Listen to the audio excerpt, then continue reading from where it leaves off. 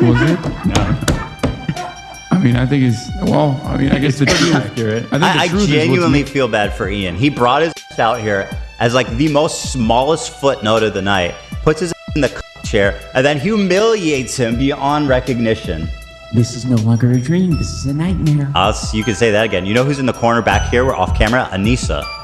Because she's the real cook, and she's watching her husband get by Hassan.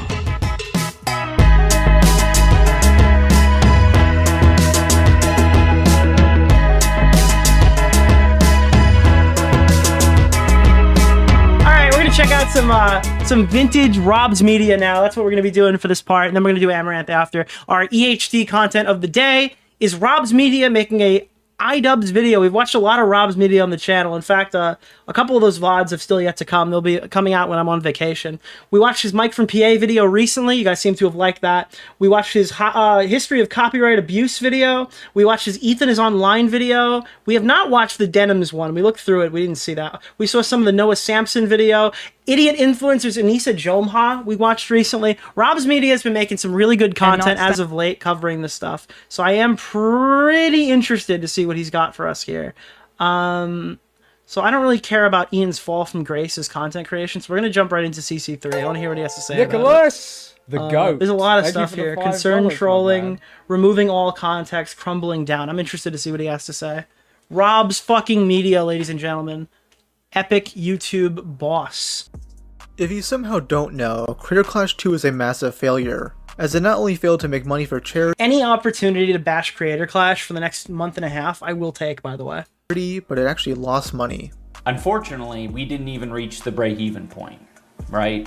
That was like my personal Super Bowl. After we talked shit about the event and he had to come out and tell everybody that it was a complete failure, that was my personal Super Bowl. $250,000 in the red. I foolishly thought that the success of last year should be a minimum, a minimum for what we are able to do this year. And that wasn't true. In Ian's video about the situation, he mainly mentions pirating as the reason why the event lost money, not mentioning some of the other Yeah, guys, the penis pill pirates came and took ye booty. Dude, all those pirates ruined our event. Expenses besides the Creator Hotel. A big reason why Creator... Wait, did you skip the intro section? Why was the intro section super important? Let's check it out. And they wanted to know about I always skip and they would have bought tickets. We're gonna try really hard this year to remedy that. We need to advertise it. Maybe that means bugging the fighters more. I hate doing that. Yeah, somebody had reached out to me. I was under the assumption there were 2 galas, a before and after gala. Apparently there were more galas. Somebody wrote me and said, Nick, you're kidding, right? Like that was a stream joke. They didn't really have 2 galas, did they? Mr. Oreo. I think it might actually have been 4 galas. They might have had 4 galas at the expense of the cancer kids. But maybe we have to, and... Oh, okay, so you were just curious? All right, let's jump back where we were. Yeah, we skipped the intro bits. In the red. I foolishly thought that the success of last year should be a minimum. A minimum for what we are able to do this year. And that wasn't true. In Ian's video about the situation, he mainly mentions pirating as the reason why the event lost money, not mentioning some of the other expenses besides the Creator Hotel. A big reason why Creator Clash 2 probably lost a lot of money was the multiple influencer events he held, like the Red Carpet Gala. We're not sure how much these cost, but it must have been a lot of fucking money, dude. A lot of fucking money. They spent $20,000 on a comedian. Alright, good. Get the fuck out of here. $20,000 of the cancer kids' money on a comedian. Let me earn my $20,000. Ian has barely addressed these parties, though when he does, he tries to justify them as ways to process trauma. We also had events the day before the fight and the day after. 1 gala before, 1 gala after, 1 on Ian's birthday, 1 on Anissa's. For the fight, so that, fighters and friends and family could come together and process their trauma. That was... Dude, yeah, the post-fight party was a trauma processing event, just to be clear. That's why we had to have another gala, was we had to all sit there and process our trauma from an extremely fun boxing match.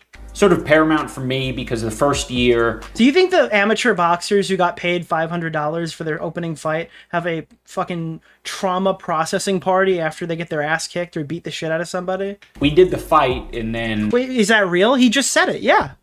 Friends and family could come together and process their trauma. That was It sounds like a joke. No, but he just said it. No, that's real. sort of paramount for me because the first year we did the fight and then I went to bed. I got the shit kicked out of me by Dr. Mike, and then I went to bed, and then I woke up, the hotel was empty, and then I got on a flight and traveled 5 hours with my face completely swollen back to Seattle, and I was like, that was cool, that was so worth it. There was nothing. There was no processing my trauma. There was no... It's horrible. This is not what video making is, dude. No talking to anyone and relate. Yeah, you can't talk about your trauma on a podcast, but you can use Cancer Kids money to make an entire day for it. Reading about the experience afterward, everyone was gone. And that shit felt awful. So, yeah, some of these things that might seem extraneous, in my opinion, were entirely necessary, and I wouldn't change it for the world. Oh yeah, you totally had to have 4 different parties to help with your trauma. You hear that, veterans? If you get PTSD, you should just throw multiple different parties and you'll feel better.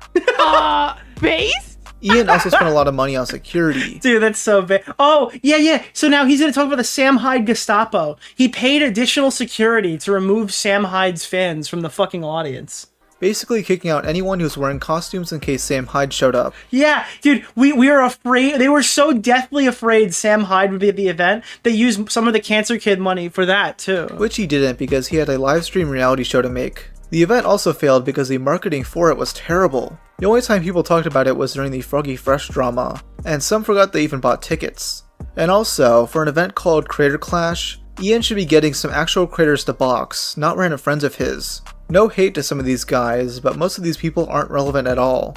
I mean, my videos perform better than some of these influencers. Oh no! Wait, I didn't know this, dude. Hold up. I mean, my videos perform better. Jayla Ray has 3,000 subscribers?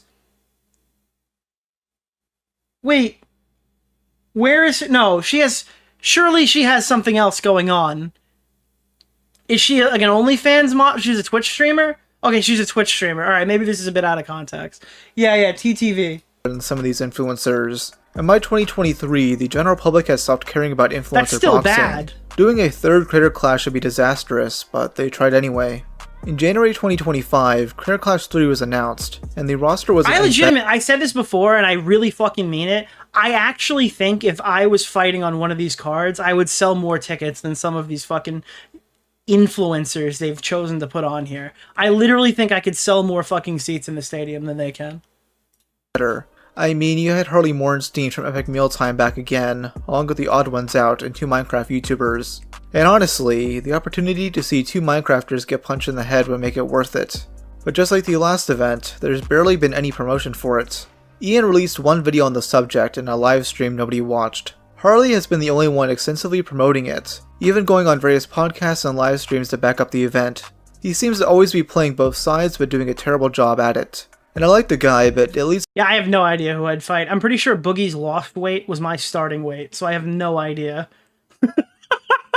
We need the, instead of the heavyweight, we need the welterweight of extremely fat guys, you know? To some aggravating conversations.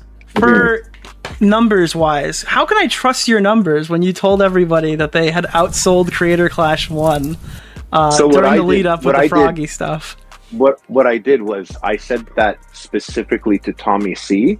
Yeah. Only to Tommy C. That was not like a public thing.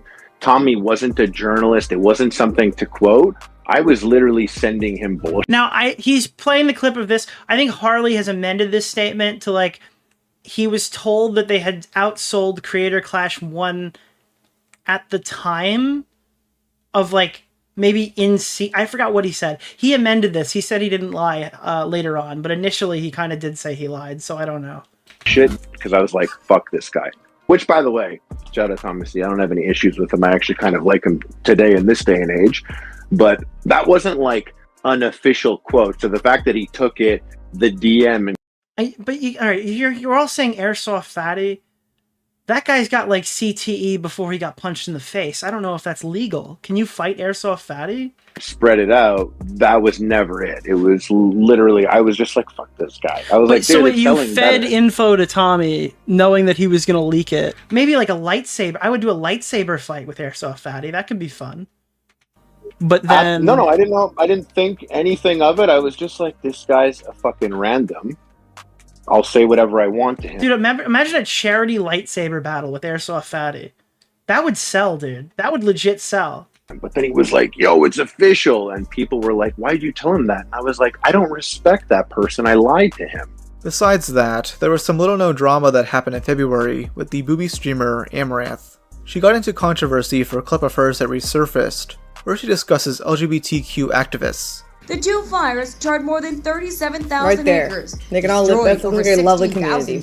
Yeah, dude, all the Amaranth stuff, like, people are not supporting Amaranth now, not because she's, like, a known liar. People aren't supporting her because she made some fucking extremely stupid right-wing, like, takes or whatever, I guess. I don't even remember what they were, but I saw them on the YouTube drama subreddit, and they're like, I don't even care that her husband abused her. I don't know if I read that directly there, but people were writing, like, I don't care that her husband abused her anymore. She fucking hates LGBTQ people. Structures and cost 29 people their lives. Too bad it didn't cause the right people their lives.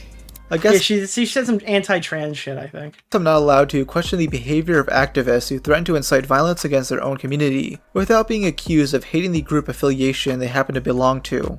I also don't assume the actions of a specific few are indicative of the whole. But thanks for making me a trend. Someone replied, telling her to put the fries in the bag, to which Amaranth said she owns all the McDonald's in her city, which she apparently does not. Ian got himself involved. Doesn't Mudahar own, like, some small business? I don't want to say what it is because, like, I don't know if he's public about that, but I'm pretty sure if someone in the chat knows, like, I'm pretty sure he owns, like, small businesses or whatever, like, chain businesses. As he had previously worked with Amaranth at the previous Career Clash events. If there yeah, are... the whole chat's, I'm pretty sure, is that like a racist rumor, or does he really own all the 7-Elevens or whatever local to him? I thought, like, I'm pretty sure Mudahar owns a 7-Eleven. McDonald's workers. Maybe that, I might be psyoped by racist people, though. I don't know if that's the case. There's no way it's 7-Eleven. No, that was what I'd heard. I heard that he owned a 7-Eleven. But I don't know if it was just some racist person who said it, or if I'd actually heard that from Mudahar. Or members of the LGBTQ, or both, who would like to beat up Amaranth. The stars could be aligning. I think you'd need to be around 120 to 130 pounds. And we can set this up. And he was indeed trying to get her on the card. Like, it sounds like it could go either way. It was like some fucking crazy guy with Groiper in his name said it. Or Mudahar is like, hell yeah, dude, I own the 7-Eleven. I know, he said it to Ethan Ralph, right? Ethan Ralph just called him like a P word. Like the Jeep with the P in front of it, you know? And like a T at the end. And then he's like, dude, I own 7-Elevens, dude. He's like, go back to 7-Eleven. And he's like, I own them. With Morgpie of all people stepping up to fight her. Amaranth seemed down, but nothing ended up happening. It was basically just a way for Ian to drama farm off various e-girls, challenging Amaranth to a boxing event in a failed attempt to promote Creator Clash 3. The event is going to fail, and pretty much everyone can see that. Yeah, a Raj Patel, that's what he called him. But one of the only defenses is to bring up the charity aspect. Oh, you want a charity event to fail? Oh, it's for charity, guys! It's for charity! It's for charity, guys! Yeah, I mean, this one kinda, yeah. I mean, this whole thing was never about charity in the first place. Creator Clash has always been... Okay, well, if you don't know what I'm talking about, Google slurs for Indian people that sound like what I just said. I'm sure you'll figure it out, but you're not baiting me into saying it. An ego boost for Ian and... He called them the Austin Show? Yes. Nisa, first and foremost. It was a way to get a bunch of YouTubers and streamers they like all in one place, so they can morally grandstand about how great they are before spending shitloads of money on lavish parties. If this was for charity, they wouldn't be offering free trips to their friends to come to the event. And yes, this is something that happens. Froggy Fresh mentioned it in a YouTube comment. I was also pissed when I found out I couldn't buy, out of my own pocket, a room for someone close to me for my walkout, because people like Hassan, Denims, Frogan, and all these other people who didn't promote the event had nothing to do with it, and were just taking up oxygen, were given rooms at the hotel, and were able to go to everything. But our own friends and family had strict limits. I don't care about going to a party. It just seemed disrespectful that the normal people were denied a room at the inn, so to speak. So Hassan can enjoy the open bar and free catering without having too many gross normies around him. And if you're somehow not convinced, here's what Ian and Anissa had to say about Career Clash right before the first event. Is there like a payday in the future you guys are working towards? I love how this clip is in every video now. I had no idea it existed all of last year. It is so fucking crazy. I wish we had it. No, not really. I think we always want to have, if we keep doing this type of event, and we kind of want it to be like a Super Bowl, like every year. But you want to do it again? Yeah. Yeah. I see. If it works out, then we can do that, and there could always be a charity aspect to it. But I think the main goal is just to get the people paid who are involved in making it happen, rather than like making exorbitant amounts of money. So your goal is to build an institution of sorts, this creator clash, where you can have people. Fun. There's a champion. The charity aspect. Oh, it's an institution of. Oh, it's a fun thing. It's like a VidCon alternative. And every year, it's a party. Interesting. It's like a way more exciting VidCon, or like I want it to be like it's fucking TanaCon 3, Return of the Tana. Influencers can like care about this, and fans can care about this, and like you can go watch it and have like a build up, like maybe parties before and like stuff like that. Yeah, because we've gone to like the last Jake Paul event, and it was crazy the amount of. These guys are marginally better with finances than that fucking poor bread tuber we just sat there and watched for an hour explain why everyone needs to pay his taxes. Legitimately, I think in another life I think that's a future life for Ian. Influencers that were there excited to see it. They weren't all my cup of I think that he's looking into Ian's future. tea. Sure. But it was exciting. Everyone wanted to be there. It was fun, and I think if we can harness some of that, but have it be even more exciting, because all of our fighters are mystery fights. You don't know how it's going to go. And then you have this, charity element. It's just like a win all around. So yeah, in Tana's case, she suffered from her own success. She had so many people go to her event that people got fucking, like, sunburned. And she directly competed with VidCon. She was just bad at fucking, at building an event. These guys can't even get people to show up to get sunburned. in the future, maybe there'll be more profits potentially for you guys. Potentially, but we're not looking at that really. The charity aspect has always been an act. Yeah, Tana Mojo, literally, her biggest flaw was having too many people there to manage it and being extremely dumb with the actual execution of what she wanted to do, right? Taking on way too much at that point in her life. Afterthought. The main goal has always been like she actually could get the people through the door. If Tana was working on this, I wonder if it would be like that might be the key that they're missing. Is Tana Mojo's ability to like promote the event. To make a VidCon-like event where they get a bunch of their friends together. Briefly, I want to switch gears and talk about Ian's former friend, Ethan Klein. For quite some time... Yes, dude! Okay, there we go. Our Ethan Hassan Destiny talk is here, dude. Now, Ethan and his community have basically been at war with Hassan and his community.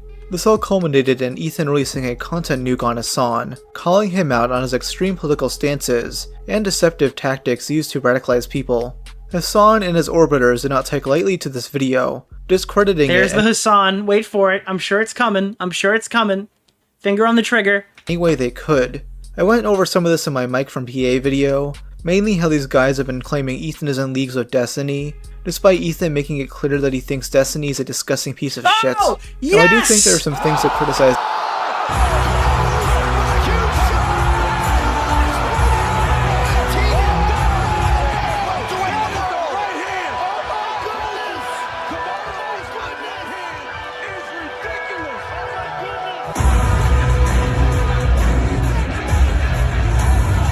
We finally hit the trifecta. We can restart from the beginning now. Ethan for, but at the same time, you have to acknowledge that the conduct of his opponents are far worse. I mean, the harassment from this has gotten so far that CPS, yes, Child Protective Services, was called to Ethan's house. What's worse, the skull or the CPS? I think the CPS is probably worse, but like the skull thing is so weird. It sticks in my head longer. On Friday morning, I think as a person who doesn't have children, the skull thing sounds the worst. If you have kids, you're probably thinking the CPS thing is worse. Showed up to our house saying that they had received an anonymous tip. It's two different types of weird. Opening a package and seeing a fucking human remains is probably a crazy psychological thing. And it was actually opened by the staff, which makes it worse. Whereas CPS could have like actual problems for your family, and it could they could create like actual real world issues moving forward in your life. So, I mean, these are two different things, I guess. Our children were crawling around in dog shit, eating dog shit, and contracting diseases. not only have they called CPS on us, now they're starting to try to call in a 50. Yeah, it's like apple and oranges, to be honest. I think that like there are aspects of both that are bad. I guess from a personal, like singular person standpoint, like seeing a fucking skull could freak you the fuck out to the point where you're like a little fucked up from that, I guess, if you're not expecting to open a package and see a human skull. But like the CPS thing is obviously significantly worse in like a more practical perspective. 5150 to get me committed. It's really gone on too far, and at this point I'm ready to take no prisoners, take the gloves off, and call out everybody who needs to be called out. The thing is, once you target my children, then a line's been crossed that cannot be walked back. Once my kids are involved, when people are targeting my children. Yeah, Ian was watching this video and he's like, all right, dude, well, the line has been crossed. If I don't mention CPS, I'm probably in the clear. Harassing my children, there's no length that I won't go to. Dude, he watched this and his takeaway was like, all right, I just can't mention the CPS part. That's all. Then he'll be okay with it. To take care of this. And I think that's something that every parent can relate to. All these people, incidentally, who are promoting this type of insanity are, in fact, childless and will likely remain that way. Now, we're not sure where the call originated, but Ethan has reasonable suspicions to believe it came from the H3 Snark subreddit, as they have been spreading false rumors that Ethan's kids had contracted Giardia due to him being neglectful. This is misconstrued from a H3 podcast episode where Ethan talks about his new dog getting sick. He thought his youngest son got sick too, since Giardia can be easily spread, but that turned out to not be the case. People still ran with the narrative, with Bad Apanada talking about it on his channel. iDubbbz, one of Hassan's orbiters, oh, by the way, guys, stream, full disclaimer, this is not how videos work. Once pushed back against anything Bad Apanada is saying. Another house is just like... Alright, guys. There we go, now we're good. We can watch the segment. We can watch it. He has kids, and his kids like crawl into the dog shit, and God forbid... There we go, guys. Now we've done it well. There we go. I don't know what they do with it. I don't know if they eat it. Hide it, chat! Hide it! They'll never know! If it's just from like contact with it with their hands or something. But is it edited? No, dude. This is straight rip, dude. 100%. 100% USD grade A. Beef, dude. You want my card? Call me, dude. Contracted a parasite that I had previously never heard of in my life called Giardia from the dog shit that is all over his house. Dude, how is it that like maybe once a week I look into what Ethan Klein's been up to, and every time I manage to find more and more. Dude, Denims appears on the screen. Wow, this video just got a lot more interesting.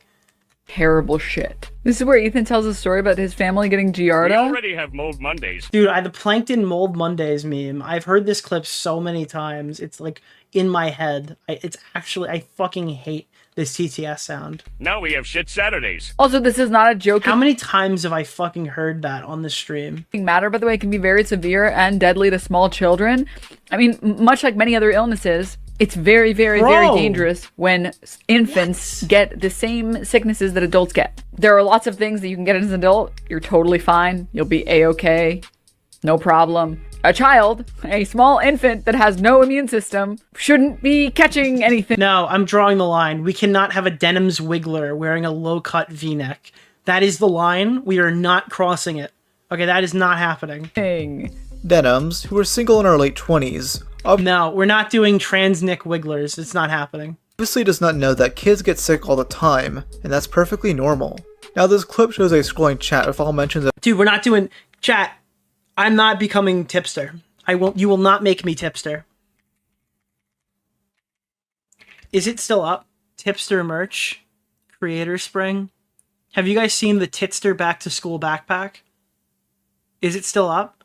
Dude, the Tipster back to school backpack, where it was him, it was like Tipster with boobs as a backpack. Nicholas, the goat. No, Thank we're you not for the doing this. $5, my man. Tipster, what has he been doing recently? Does he still have it in his descriptions? Membership, Twitter, Blue Sky, Instagram, Reddit. Is Dark Vibe AU a virgin? No, I am not. Yeah, Why there it would is. so many people be Googling that? Get the jiggler, Nick. Do it. This is the $45 Titster backpack. We're not doing it. I'm not. I'm sorry. No, I'm drawing a fucking line. We're not making the Titster backpack. It's not happening. of calling CPS within a 15-minute time period. I chose the clip from the original source, but that appears to be lost media. Alright, After to be Ethan fair, announced I don't think it was branded as a back-to-school item, okay? That might be a little too mean. CPS call, Denham's quickly unlisted it. I wonder if a clip watching Nicholas DeOrio's Ooh, latest Denham's video. unlisted it! channel's privated it. She doesn't want you to watch the original, knowing it makes her look bad. She would then try to excuse the CPS call by saying kids don't form memories at a young age, which is about on par. That's why I want them to go out of their way to have this fucking lawsuit, so this fucking clip can get pulled out in Discovery. On Nicholas Or for other takes. Now another person who spread the false narrative of Ethan being neglectful is Froggy Tonic. Not to be confused with Froggy Fresh, Froggy Tonic is a former editor for iDubbbz who's helped with Critter Clash 2. He's been We also can't do a Frogan Wiggler because I can't wear a burqa. I'm fucking Italian. We can't know that. You're gonna get me in trouble. I can't do that. Talking Ethan for over a year now, but started ramping it up following the release of the content nuke. He's made tweets calling Ela Klein a cunt, saying Ethan neglects his dogs, and that he neglects his kids. And some of this came out a few days before the CPS call. Ethan would begin calling him out, following a tweet where Froggy blamed. Yeah, that's why I can't wear a fucking burqa, because I'm not even smart enough to know that it's actually a hijab. I don't know the difference. I cannot wear that. That is not an article of clothing that is acceptable for me to wear. Blames Ela for corrupting him, which is the sort of thing people have been saying about Anissa for years. Froggy completely ignores this point, and instead calls Ethan a toddler. He then said, "Brother, you're 39. Go pick up the leftover Lexus and Addies off the carpet, and go clean the feces off your floor. Didn't one of your kids get giardia? Come on, man. You're beefing with a rando who wants you and your family to be happy. Stop bathing in this toxic pattern." Ethan would bring him do it and Twitch will partner you. Holy shit, I can literally become the biggest hijabi streamer. All I have to do is give my fucking Wiggler a hijab, and then I'm officially the biggest hijabi streamer. If Frogan is the biggest one, okay, the top hijabi streamer, if I just put a Wiggler hijabi on, then I would become the biggest streamer. Up on stream. I'm PewDiePie of hijabi streamers. Mentioning the fact that Anissa was interacting with Froggy at the very same What's week. the name of the guy? Keemstar Orbiter? Nick Oreo. Mr. Oreo. The part that got to me about this is just like, this is apparently someone who's like a professional career as an editor, who's worked with my friends on the previous Creator Clash, edited everything for them, who they still interact friendly with. And that just fucking breaks my heart. It does, as a human being. Ethan gets emotional after this, as he has to explain how his dog died to dispel the narrative that he was neglectful. He turns his attention back to Ian and Anissa after this, noting their silence on the matter. Anyway, this guy was saying shit like that Ela's a Nazi, that she kills kids, that she went on like, she's like a IDF baby killer, all this. And it's like, at the time, you're like, well, maybe it's a little too much to ask them to say something. But then, like, it just kind of comes out that they just kind of agree. They kind of agree with some of the more unrealistic positions that Froggy Tonic has been expressing, and that's why they're not saying anything. And that kind of makes Ethan's anger justified in a way. I guess not retroactively, but I mean, if you have the intuition that you're correct about this, and then they come out and say, yeah, I mean, you're kind of right. That's kind of what we think.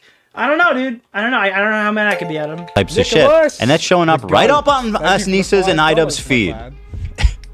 My good fucking friends who I stood by after all these fucking years can't find a spine to speak up. You know why? Because they'll get murdered for saying one goddamn fucking thing in our defense. Like, actually, Ela's not a baby killer. Actually, accusing Ethan of killing his dog is maybe too far, because they have mobilized. I've probably done and stood by iDubbbz and Anissa more than anybody. I've stood by them. And it's funny because even here, Ethan doesn't even realize fully that they've flipped, like they just completely don't, like they just are unhinged lunatics now. So he's like, the reason why they're not defending me is because they can't, because they'll get too much harassment. What a charitable position to have. I didn't even realize that that was what he said.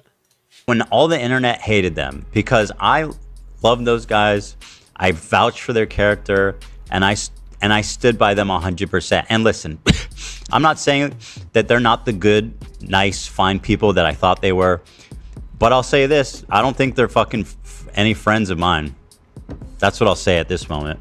And certainly, I don't think they're any fucking friends of mine based on the text conversation I had with them. We didn't want to get involved. That's why we went out of our way to make a collaboration video with every single person you're fighting with, to show you how not involved we really wanted to be. Too, before I even talked about it. So I have nothing. I don't need any fucking halfway friends, man. That's not what I need. Now, Ian and Anissa have been stuck between a rock and a hard place due to this, as they've been friends with Ethan and Hila for years now, but are also friendly with Hassan and a few of his orbiters. And I don't think they're obligated to speak out, but they clearly want to. Following the release of the content nuke, Ian didn't want to talk about it, seeing it as a sensitive subject, though it would get mentioned on their podcast a month later. I'd love to hear your thoughts. No, I'm not going to give you our thoughts on the H3 content nuke. I refuse. Let me put it this way. We're very busy. What, I mean, you could literally timestamp when this video production probably started, is after this clip. And yeah, if we let any of that enter our fucking lives, we'd kill ourselves. Oh my god. Dude, has anybody checked on Ian? Ian, are you okay? Ian! Well, I guess you guys should kill yourselves. Oh my god, bro! Holy shit, Rob! Holy shit, Rob! Okay, dude. I don't know if you can say that. It's not me implying it, guys. Oh, it's not him implying it. Okay, all right. It's them. Yeah, it's okay. Yep, all right. Ian, I recommend a noose. Oh, no, Rob! Hila addressed the CPS call. He once again calls out Ian and Anissa's silence. Yeah, friends like these. Oh, yeah. And our other good friends. Yeah. Anissa and Ian. Yeah. Thanks, Anissa, for Rob went fucking unhinged mode. What the fuck, dude? standing up for your girl. I actually stood up for you so many times, because, like, why would I not? It was crazy. It's crazy. People were shitting on you and Ian because you did OnlyFans. Of course I was going to stand by you. By the way, thank you for the $5. As my whole chat rains based from the fucking ceiling, I personally think that iDubbbz should not kill himself. Okay? Just to put that out there, all right? Because... Nicholas, the GOAT. Thank you for the $5, my man. Because from a selfish perspective, the more videos he makes, the more content that I can cover, okay? Dude, stop. That's insane. Stop putting this into the world, all right? It's absolutely insane and disgusting. But now you choose to hang out with people that would have a problem with you if you defended me. I just self-kept. So, the problem. Okay, if you want to hang out with those people and have no spine Rob is the and not stand up for another girl that stood up for you, enjoy your new friends. She's friends with people like Denim. I know. It's okay. We can make jokes like that, all right? They are in therapy. Nicholas, so they have a support system GOAT. in place that can help them. Thank you for the $5, Okay. my man. I don't even like making the therapy jokes, but I can't help myself because this guy's whole personality is, I went to therapy, guys. That's his whole, they're like, What's him the and his name of wife, the guy, their personalities Orbiter, are like, Nick Oreo. they've been to Mr. therapy. Oreo. That's the exclusive thing that they have going for them right now. I'll show friends with Denims Denim. is actually participating in this whole Child Protective Service lie. Yeah. Which I'll, There's a KFC in Yemen. There's a KFC in Yemen! Rob, oh my lord. Anyways, Kel of Nyx, when are you going to give in and get the Destiny Vader skin? Eventually. You know, I mean, not to like do anything, not to give anybody any ideas, but if you want to go on Destiny 2 and pre-order to get the Destiny Vader skin, you could pre-order the $100 edition, but they don't charge your card until the game releases. So you can just cancel your pre-order and keep all the pre-order bonuses. People on Xbox have been doing that for years. You can't do that from the website. You can't do that from your PC. But on Xbox, you don't get charged till day of, so you get all that shit for free and then cancel. If you're friends with them, then you're seeing what they're saying, right? oh, that Child Protective Service is even the worst thing. I mean, she said worse things about you and me. Oh, fuck! And I just don't see how you can be my friend and also be friends with someone like that. Well, you can't. So I already forgot about you. Ethan also brings up a text conversation he had with Anissa regarding Froggy Tonic, where she insists that Froggy doesn't work with them anymore, but clearly isn't willing to say anything about it Oh publicly. my god, At bro. least- I didn't know fucking Darth Vader spawned in Japan on the right side of the map. Say something like he doesn't work for me, and I strongly disagree, and I support Ethan and Hila. The problem is that she doesn't. That's the problem. That's the problem. She actually She thinks they have a point. That's the problem. Yeah, so go fuck yourself. I agree. Who else? Who else do we want to burn today?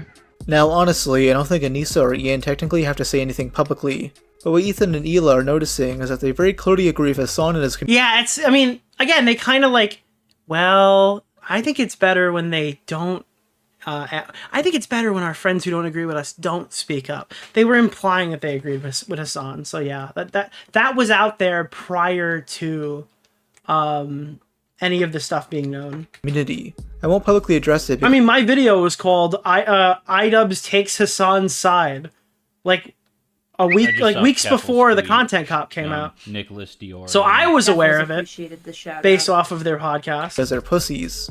They don't want to cause a rift between themselves and H3, but they intrinsically have to if they're friends of people like Froggy or Denims, who are willing to spread lies about them.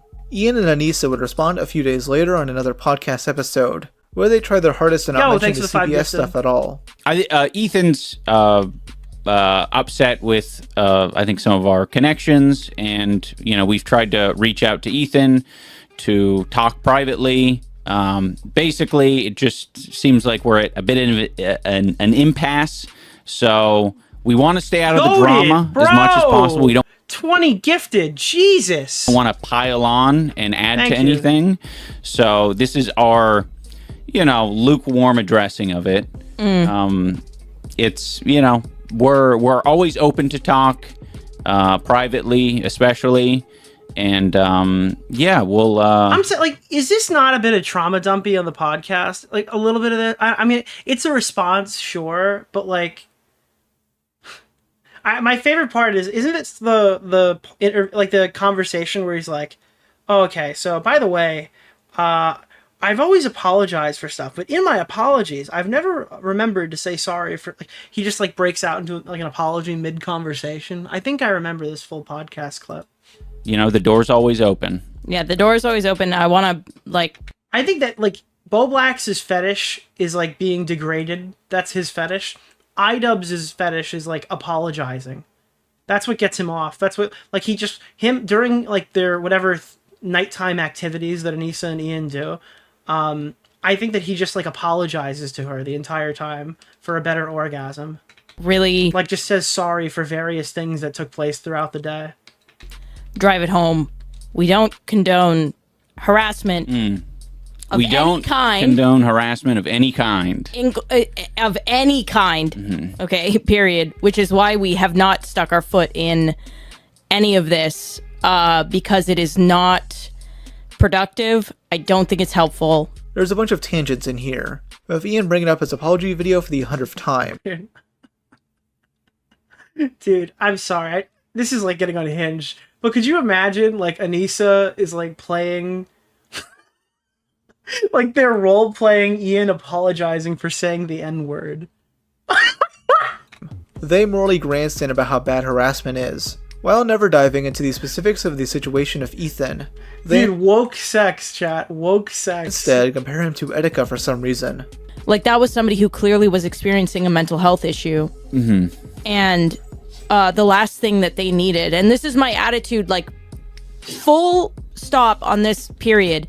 The last thing somebody who's going through something like that needs is more eyes on it. Like, dude, like it's fucking race play, but woke race play. All right, we're not doing fan fictions anymore. This is getting weird. And more like people weighing in, right? And like that's why I'm kind of angry that we even have to like talk about it here. Is that like whether or not people who are in it right now realize it on any side, the more people who weigh in, the more people who add to the conversation, the more people who amplify it, the worse that it gets. We were in it, and at the time when we were in it and we wanted... She's referring to us kind of going through a fucking hard time on the internet, being harassed, videos made about us, people weighing in. People still make videos about us, and Guys, listen. Doesn't it suck when people make videos about you? Let's film a podcast about how much we hate it. That'll stop them. The time before, like, we got help, before we went to therapy, like... Thank God you went to therapy so you stopped doing stuff like this. Yes, there was this attitude of, like, why the fuck aren't people saying things? Why the fuck is no one, like, saying how wrong this is? Like, of course we had anger about that. But, like... This is not what podcasting is, dude. We had to... Now that we've gone to therapy and we've This worked... is not your emotional dumping ground, Ian. Worked through all these things, like, one, the videos have not stopped, right?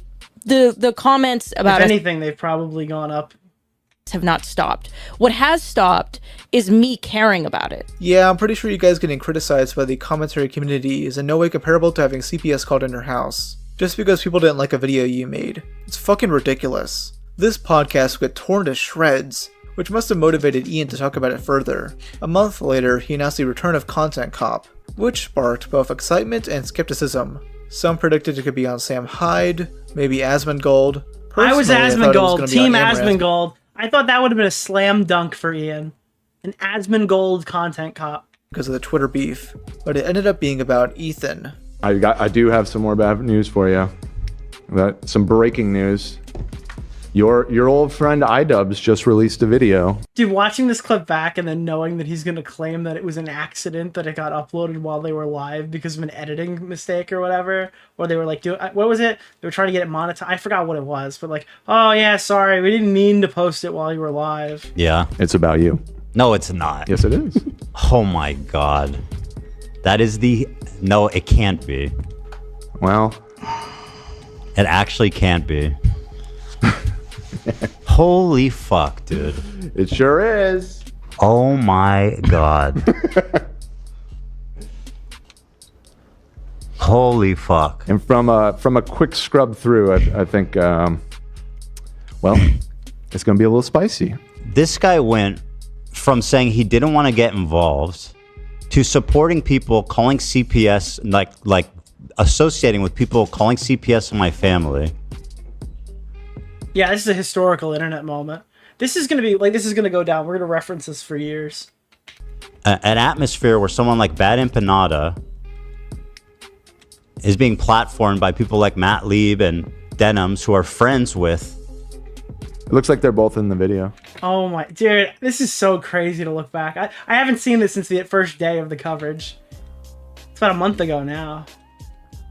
This new Content Cop on Ethan Klein is one of the worst videos I've seen in a while, and there's a few main reasons why I think that.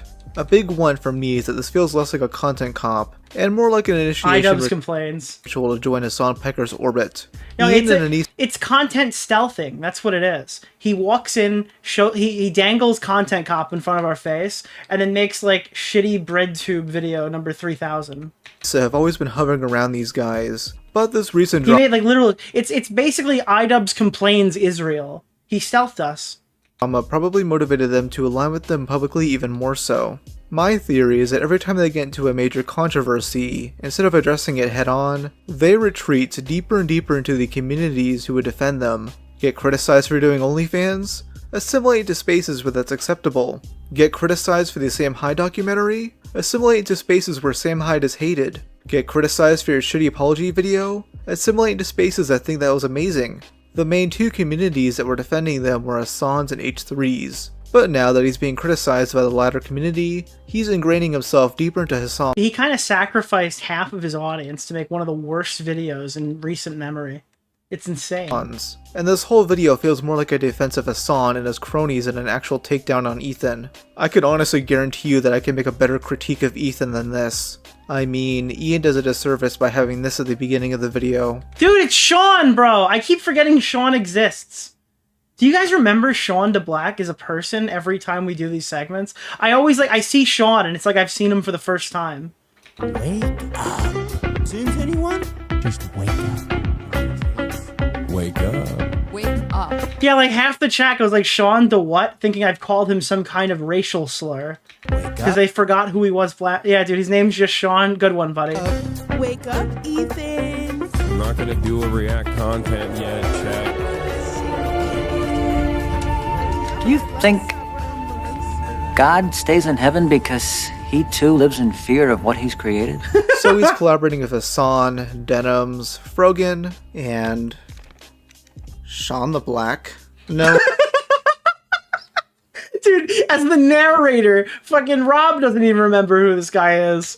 I'm not racist, that's his name. He's basically a race grifter who's only claimed to— Yep, he literal race grifter, 100%. I don't even feel weird saying that out loud. It's the most accurate way to describe him. Sorry. The fame is a rant he went on about how if he killed Destiny, America will finally be a socialist nation. This whole skit is fucking awful. These are apparently supposed to be serious, hardened political creators, but they're doing shit that 15-year-olds would post on TikTok. They were getting all these photos taken like it was the coolest thing in the world. Wait, hold on a second. It was like it was like a Marvel moment. That's what it is. Uh-oh. It was that kind of Marvel moment. I'm Hitler's top guy. What am I gonna do? Adolf Hitler chose me to lead the revolution. What's ironic— Jesus Christ. There's a lot of Sam Hyde clips I've never seen before. Ironic about this is that Ian tries to present Hassan and his supporters as hardened political scholars. There's a clip of me talking to Sam Hyde where somebody asked me while we were in a Twitter space, and we were talking about Creator Clash 2 and Froggy Fresh, and I go, hey, I got a question. Someone's asking me this. Did you donate to the Daily Stormer? And everyone just kind of went quiet and moved on to the next subject, if I remember correctly. Because I literally didn't know anything about Sam Hyde. And someone in my chat, because I was streaming this to Twitch, was asking about the Daily Stormer. And I was like, did you donate money to the Daily Stormer? And compares that to how goofy Ethan is. When in reality, Hassan spends much of his streams talking about internet drama like everyone else. He just does it from a high horse. On the other hand, he's just got done capturing a massive progressive... What is the Daily Stormer? It's like an alt-right news website, right? I don't know. That's a bit before my time. Audience who are very politically savvy. They follow Hassan. Hassan is strictly... It's apparently bad enough that when I call it alt-right, nobody in the chat corrects me. Usually when things are edgy leaning far right, someone's like, actually, that's normal. Those are normal people. But when I call this alt-right, usually everyone's like, yeah, no, it kind of is. I don't know. Nobody really goes out of their way to defend it. A political streamer. So this is something they're very keyed into. Ian also brings up the infamous 9/11 comment. It's all the way alt-right? Yeah, I don't know. And criticizes... Probably. Did you watch the H3 section with Harley? I have not seen that yet, no.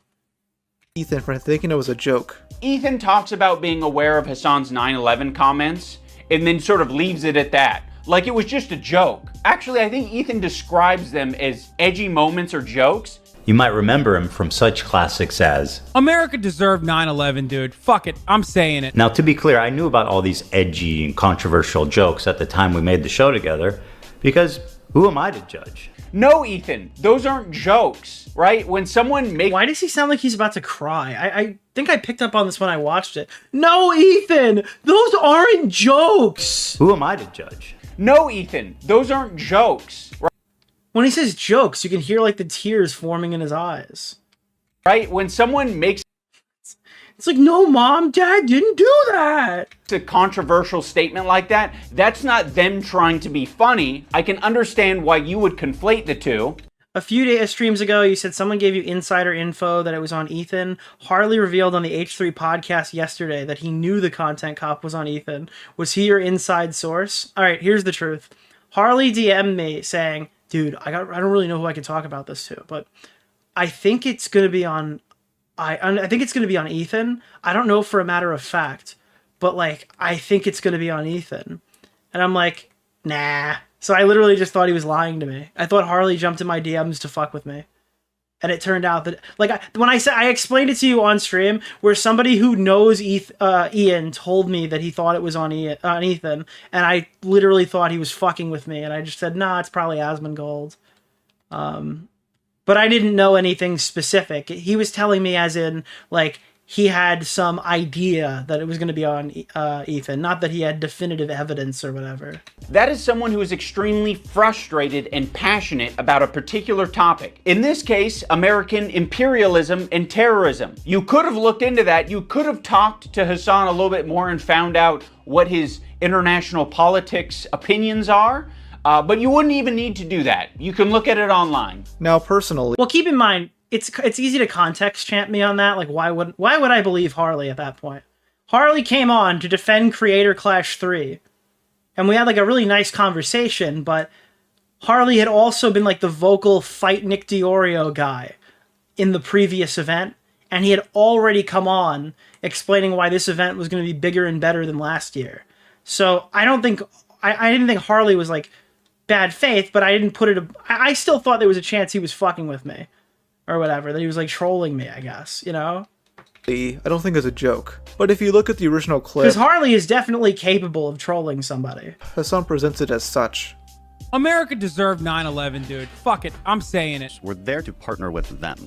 We're not there doing our own thing. We're there. Oh, is he gonna play the whole clip? Nobody ever plays the fucking the brave Mujahideen soldier the U.S. veteran clip and training in a video and game. Equipping and No. And in the same Hassan stream, Yes! he's making edgy jokes about terrorists penetrating Dan Crenshaw's Yeah, eye. he's talking about raping him in the eye socket, dude. This was not some fucking brave.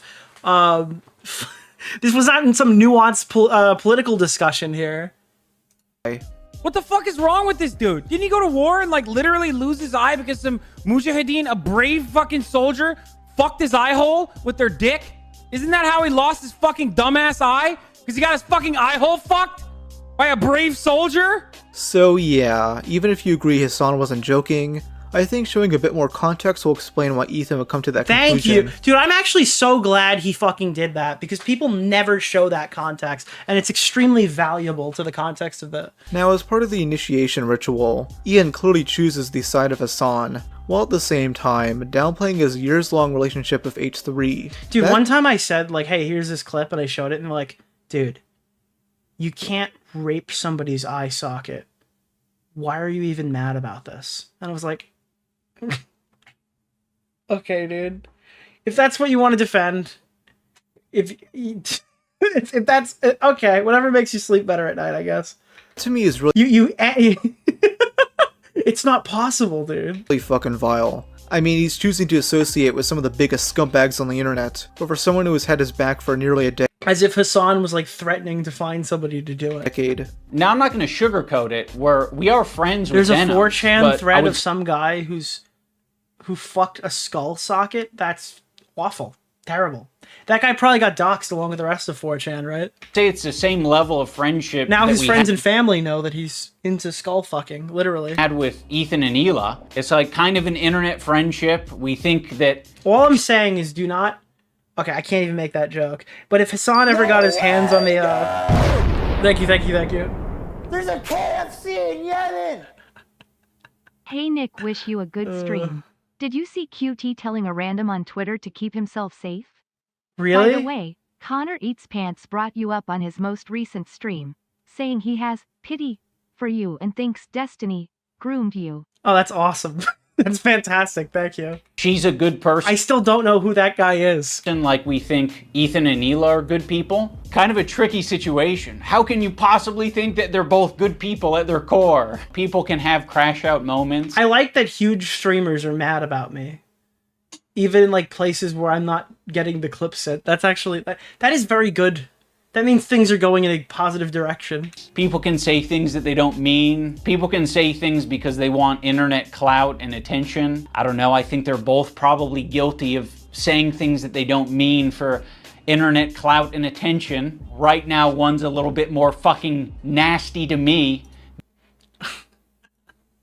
At least he's stating bias there, you know? Than the other. This is an incredibly dishonest interpretation of how Denim's operate. Oh, the JXE debate, yes! It's online. I've delved into this through multiple videos now, but Denims is a truly horrific human being. She placed a 30k bounty on someone over petty drama, defended Keffels after they were exposed as a scam artist, victim blames teenagers who get porn addictions, called Froggy Fresh a Nazi, said America deserved 9/11, outright called Tectone an abuser without any evidence, spread a false narrative that led to CPS being called to Ethan's house, and way more.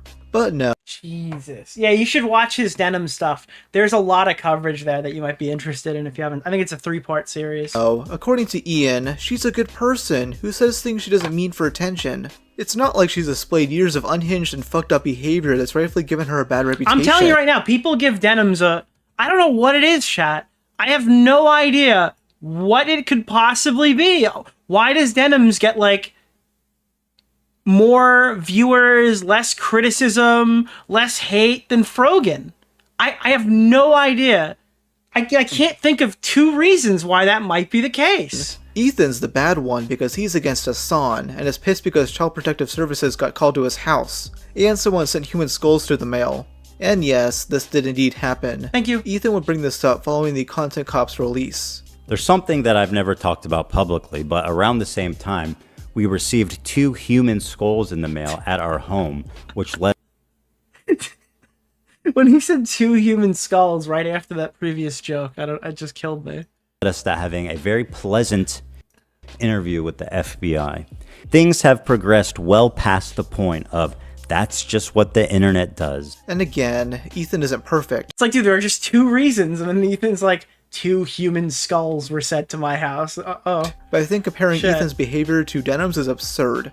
I also just hate the fact that Ian is rewriting history and making it seem like he was never good friends with Ethan. These guys have been collaborating since 2016, and Ian was one of the first guests on the H3 podcast. He's made guest appearances with Anissa almost yearly, and Ethan and Ela were always there to defend them from hate, while at the same time promoting both Crater Clash events. With Denims, I wouldn't be surprised if Ian's never really talked of her. She's more Anissa's friend, since both of them are Arab booby streamers who do only Alright, that's a little fucked up, referring to Anissa as Arab fans. But now that being friends with him could jeopardize his relationship with the Hassan crowd, Ian became a snake. Our silence means something. No shit. That was my point. It's almost like we were exactly right in the way we interpreted your silence. Yes! Yes, Hila, go off! That's why we were upset. Your silence means something. That's what we felt. That's what we acknowledged. That's what we saw. Get him! Get him! And you just... I think you're spending too much time with Denims, because like this self-owning, I don't think iDubbbz doesn't look used good on to you. do that before. Even when we don't say something, they think we're saying something. I love that clip. I love that. Our silence means something. And what Ian's too stupid to realize is that Hassan and his orbit will eventually betray him. Once he says something they disagree with, they're going to dig up every old controversial clip and weaponize it. They've been doing the same thing with Ethan despite being friends with him for several years. Ian, these people you're in bed with have no morals. They only pretend to in order to feign moral They have no morals. They show allegiance to no Kel. superiority. Ian's new content cop is filled with concern trolling. Oh yes, bro. This is gonna tickle my brain, dude. Concern trolling. Finally. Someone who gets the correct rhetoric. Which is when a person pretends to be on your side while presenting some wholehearted concerns. Well, in reality, they're doing this to gaslight you into believing their criticisms, despite how shitty they actually are. Ian thinks that if he comes across as a scorned friend, he can better get to Ethan, especially if he mentions Ethan's mental health. This instead comes across as moral grandstanding, something Ian claims he only did in his older content cops. I was morally grandstanding and acting as if I am any better than any of these people that I was making content cop videos on. Like, how hard is it to be better than, like, peak grift rice gum? Or, like, bullied autistic children Leafy? Well, we do make Shellbow tent, so I don't know, maybe we're... Listen, alright, Leafy is one of the most pathetic, sad piles of shit, I think, in YouTube history. In YouTube history. There are, like... Dude, that guy just burnt himself on fucking drugs. Okay? Started doing... literal example of doing, like, the fucking grift content because nothing else was working. When he came back, he was so fucking lazy, he didn't even want to research anything. He would just watch Twitterverses or whatever and be like, guys, what's going on in the news, dude? What's going on in the news? Leafy is one of the most pathetic, deranged specimens. And I'm not. I'm a human. I'm a real human who makes mistakes. And, you know, I make a different set of mistakes than the people I was making videos on. And I've always found this statement to be stupid because he wasn't really grandstanding in those older videos. Like, I know I fucked up, but like, iDubbbz really, out of everyone to call me out, this guy calls me out. Well, you have some pretty horrible comprehension because I was hardly calling you out for it. I used it as a point to illustrate that you can be criticized for it. I didn't say that I'm morally superior to you because it seems like he has this disregard for what he can be criticized for. What would he say? And I just want to spell it out. Hey, when people look at games like The Last of Us 2, which I don't think is the worst game ever, sorry, hot take. It's like what I look like when what they talk about is what I see when I watch like the old content cops and compare them to Ian's new content. It feels like retroactively the new content he's made has ruined his previous content. dumbass, you did something stupid in the past, you can be criticized. Ian is morally grandstanding in his newer videos by making it seem like if Ethan stops having these self-described crash outs, then they can be friends again. Since Ethan and Hassan's falling out, I've been keeping to myself mostly. Compared to season 2 of the show, it's gold. There are a lot of issues with the show. Brief little push aside, everyone said that the show would be better because there's more episodes. They've split it into 2 things. Like, there's 2 seasons now. Instead of 1 9-episode season, you're going to get 2 7-episode seasons, right? But they didn't realize that the first game is like 12 hours and the second game is like 24 hours. So not only is it less with more ground to cover, it is a disaster in pacing. The show is legitimately a fucking disaster in pacing. I don't know. I have no idea why they continue to... They're on HBO budget. They can't put 4 more episodes on the season to make it a more functioning show. I have no idea why they continue to do this. I don't have many nice things to say. Maybe if Ethan's able to get some help, maybe if he stops harassing other creators, maybe if he does these things, eventually he'll find peace and we can like rekindle our friendship. Yeah, no, the special effects, the VFX they do on that show looks amazing. The infected, the clickers, that first scene from season 2 when they added, I don't want to spoil anything because I legitimately thought like the first episode or the second episode where they had the thing that happened to Jackson, that looks really good. But they didn't have enough time to show you how they survived it. You cut back and it's like it looks extremely dire, and then you cut back to Jackson and they're just good. Like, they released like 5 dogs and then they've managed to save the situation. They've mended the situation. Like, again, this could have been pushed to a second. In the first season, I think the worst thing they did was do was it David, is that his name? The fucking cannibal people, they cut that to 1 episode in favor of doing a whole episode on Left Behind. And like, in reality, it's the same amount of episodes. Was it 9 episodes in season 1? They spent an entire episode on Bill and Ted that had nothing to do with the actual story, which whatever you want to say about that episode. And they spent an entire episode on Left Behind. So it's like for every 12 hours of gameplay, they're giving you 7 episodes. It's just not enough to accurately tell the story. It's a bit dishonest to present Ethan as the main harasser, when most of the people he's gone after went after him first. I mean, the whole reason why a lot of this drama started in the first place is because he quietly unfollowed Froken on Twitter, after she made a tweet cheering on the- Yeah, no, the fucking, dude, the woke take is that, oh, the episode is bad because there's gay people in it. The base take is the episode is bad because it's a waste of fucking time and has nothing to do with the show. It felt like a backdoor pilot for 2 dead guys. I didn't understand why it was there. The events of October 7th. She then made multiple different posts coping about why Ethan unfollowed her, leading to loads of Hassan fans sending harassment. Many of his orbiters would spend the next year taking potshots at him until the infamous- You know what it was? This is the last thing I'll say. We're moving past this. We're not talking about this anymore. The Bill and Ted episode was like, if it was presented like the Adam Eve special, I would have no problem with the Bill and Ted episode. Like, the Adam Eve special would have felt fucking awful in the middle of Invincible Season 2. But it was great as a standalone episode, released in between Season 1 and Season 2. That would have been fine. But to waste one of the 9 episodes of the show to do something that's completely irrelevant to the plot makes no sense to me. TwitchCon panel. I think it's pretty reasonable for him to respond to critics, no matter how small their online following is. Fuck you, backdoor. That's not what I meant. But Ian doesn't mention any of that. He just describes it as Ethan and Hila behaving Alright, we're done talking about it. No more Last of Us. poorly, not mentioning the unhinged behavior of his detractors. You guys are just hurt, and you're kind of like dancing around and making very like loose. Do you like Daredevil? I didn't see the first 3 seasons of Daredevil. I don't know. Sorry, Mauler. I didn't hate Born Again, but I haven't seen the good Daredevil fully, so.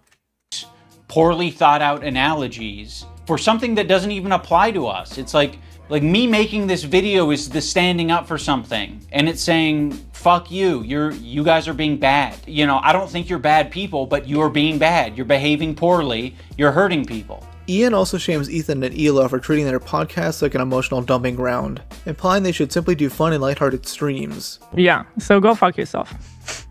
Dude, you gotta do the upbeat stuff instead of the My Wife Hates Me podcast. agree. Who else? Who else do we want to burn today? Who else do we want to burn today? You're making it so fucking obvious that this is your emotional dumping ground. It's horrible. Dude, that's the host of the My Wife Hates Me podcast. Horrible. The She Ruined My Life podcast, right? Is that what it's called? This is not what podcasts are. There was a way to approach this to say like, yeah, we feel hurt by you guys not saying something.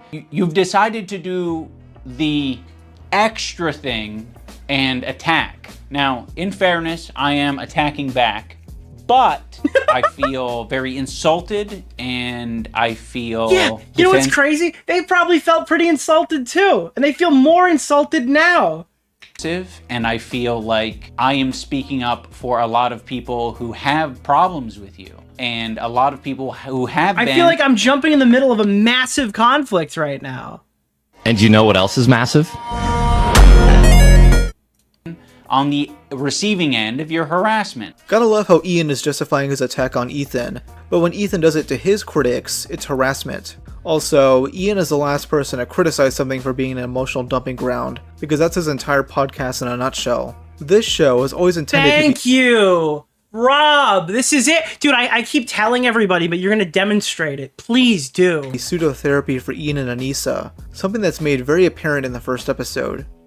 Sometimes in like my normal videos, I'm like, people don't want to fucking hear me talk. They just want to hear me, or they do, but it's like background noise, or they want to see a premise of a video. His whole podcast is trauma dumping about everyone hating him. How could he make this criticism? Or whatever. And not having that and just being like, all right, I'll dump, I think is like that's like a satisfying thing for me. It's like a way to categorize. So it's okay when Ian has his emotional dumping ground, but not Ethan because he does it with internet drama, despite the fact that Ian also engages in internet drama on his podcast. Now towards the end of the content cop, Ian interviews Dr. Kirk Honda of Psychology in Seattle, someone he's had before on his podcast. Kirk has a series where he ranks YouTuber apology videos, and he's ranked Ethan's apology to QT Cinderella very highly. I'm still furious about the fucking idiots who argued with me about this on Twitter.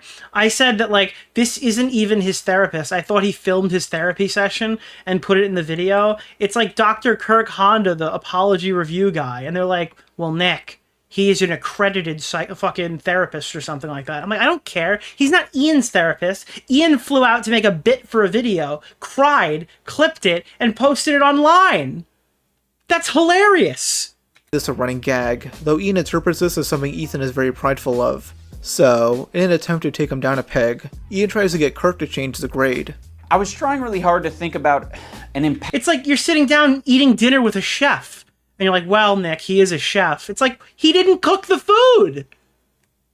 What are you talking about? Impactful moment. He's not working right now. During this video, like, could I do something that would really wake Ethan up? And I don't know if this came from a good place or not, but I came up with the idea of getting Ethan's grade changed from an A to a B at least. So I went to visit Psychology in Seattle. I'm not confident that Kirk... He went to fucking Psychology in Seattle's house, wanted to film a bit for his video. He didn't agree to it. He didn't do the bit that Ian wanted. And then Ian literally cried. That is the actual order of events that occurred inside of this guy's house. Hey, can you film something for a video and do what I want? No. And then Ian cried. There's some context in between, but that's... That's what happened. Change is great, but it's worth trying, and, you know, we might learn a thing or two. Oh yeah, this will definitely make Ethan stop going after people who've been lying about him being a neglectful parent. The funny part about all this is that Kirk didn't even change his grade, which completely ruins the ending of the video. Okay, iDubbbz, I hear you. You're in the room with me right now. I hear you. I hear your request. I understand it. I can understand where it's coming from. And I guess have a policy that when there is a grade for an apology. Dude, imagine going out of your way to fly to this guy's house, not tell him what you're there for ahead of time, and then he just goes, no. Sorry, I don't. He doesn't even know it's the video's crescendo. He has no fucking idea why this guy has done this and filmed this podcast, or what the reason behind it was. It's so funny, dude. What a loser. I am just grading that discreet apology as I see it without taking any consideration of prior or future behavior. If you're wanting me to comment on the overall behavior or the recent behavior from the clips that you have shown me, I fucking loser. I was looking for that guy. Believe that Ethan is a good person, that eventually he will feel sorrow and will feel sorry and will apologize. Yeah, you can't spell therapist without the...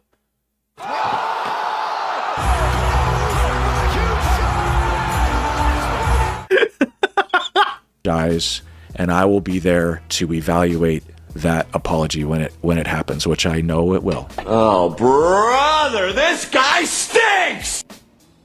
Unfortunately, Kirk did not change his grade. It's so funny, dude. That's so fucking funny. But that's okay, because this is the internet.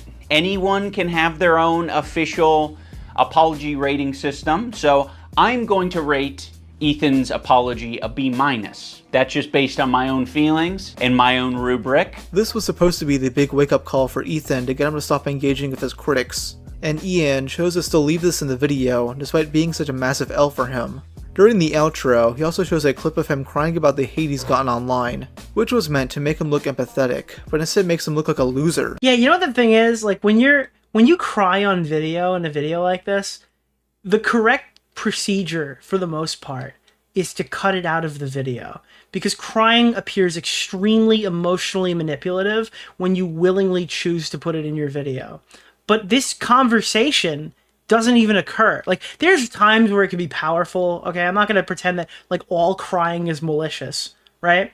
But this conversation that he includes this crying from isn't part of the video. There is no reason why you would even include it. He like sought out a clip of him crying about his wife to add to the crescendo at the end of the video, the big conclusion. You know, I also see it's literal cry bully behavior. Dynamic of Ethan and Neil. Like, fuck, like, it's really hard to be yeah, it seems narcissistic. Yeah, for if we're gonna use like T-channel terminology, yeah, it seems like narcissism. A couple online and see people attacking your partner, and it's like, okay, like if you come to their defense, if that doesn't always help them, right? Sometimes that makes it worse for them.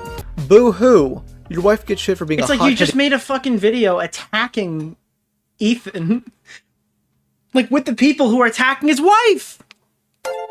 Nicholas! This is so tone deaf. Thank you for the $5. Right, sometimes that makes it worse for them. They're calling his wife a terrorist, you asshole! Why did you get involved?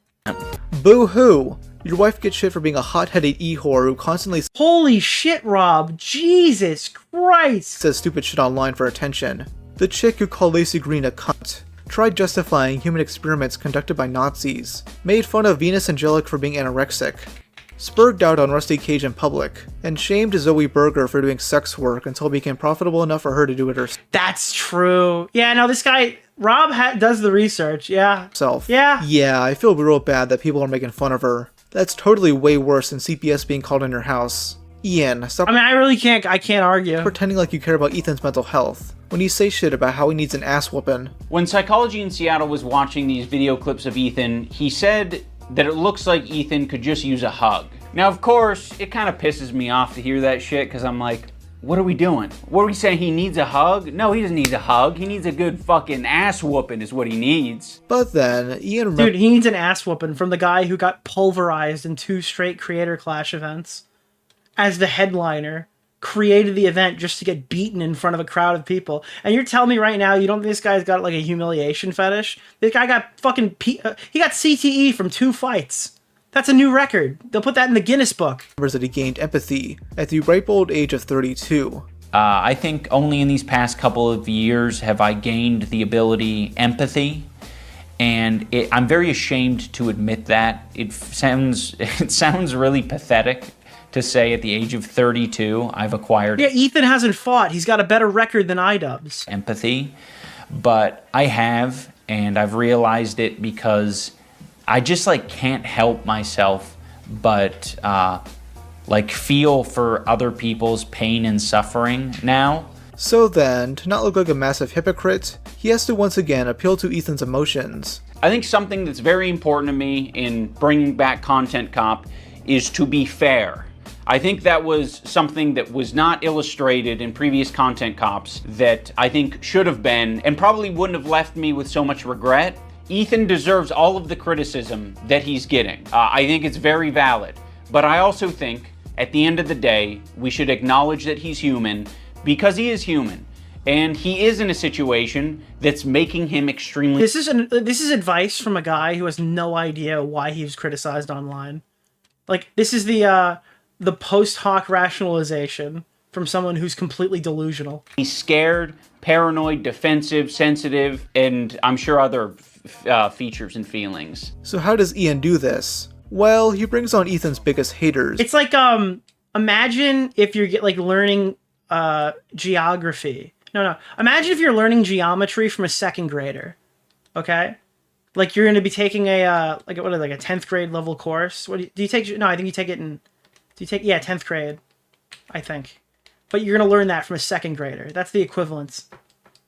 Some of whom have justified the harassment against him to say something they like about him. It's very clearly fake. These people don't want Ethan to get better, since they need him to continue this drama to garner more clout for themselves. Hassan never it's not the pot calling the kettle black, it's the pot calling the kettle a lawnmower. In this final segment, as that guy doesn't have anything nice to say about Ethan. Sean the Black didn't know this, letting it slip that he didn't want to appear in it either. I want you to Hassan watch it. And Hassan doesn't have a nice thing about Ethan.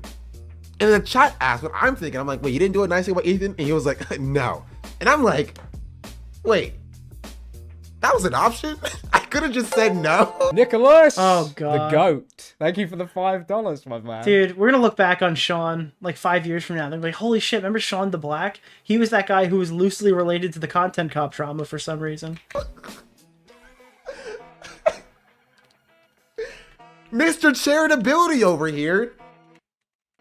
Mr. Charitability over here said no to saying a nice thing about Ethan, but I did. All right, dude. All right, dude.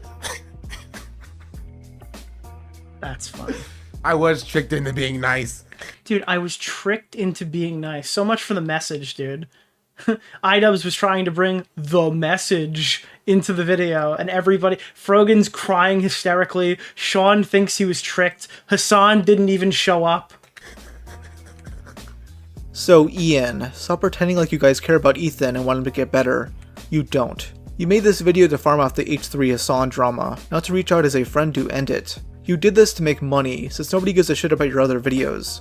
That's the one thing I'll give. No, I think he's I think he's actually delusional. I don't think this was a money project for him. I don't agree. Noah Samson. He was sort of honest about his intentions of his Ethan hate video. Most of you have smartphones and cameras and TikTok, so go ahead.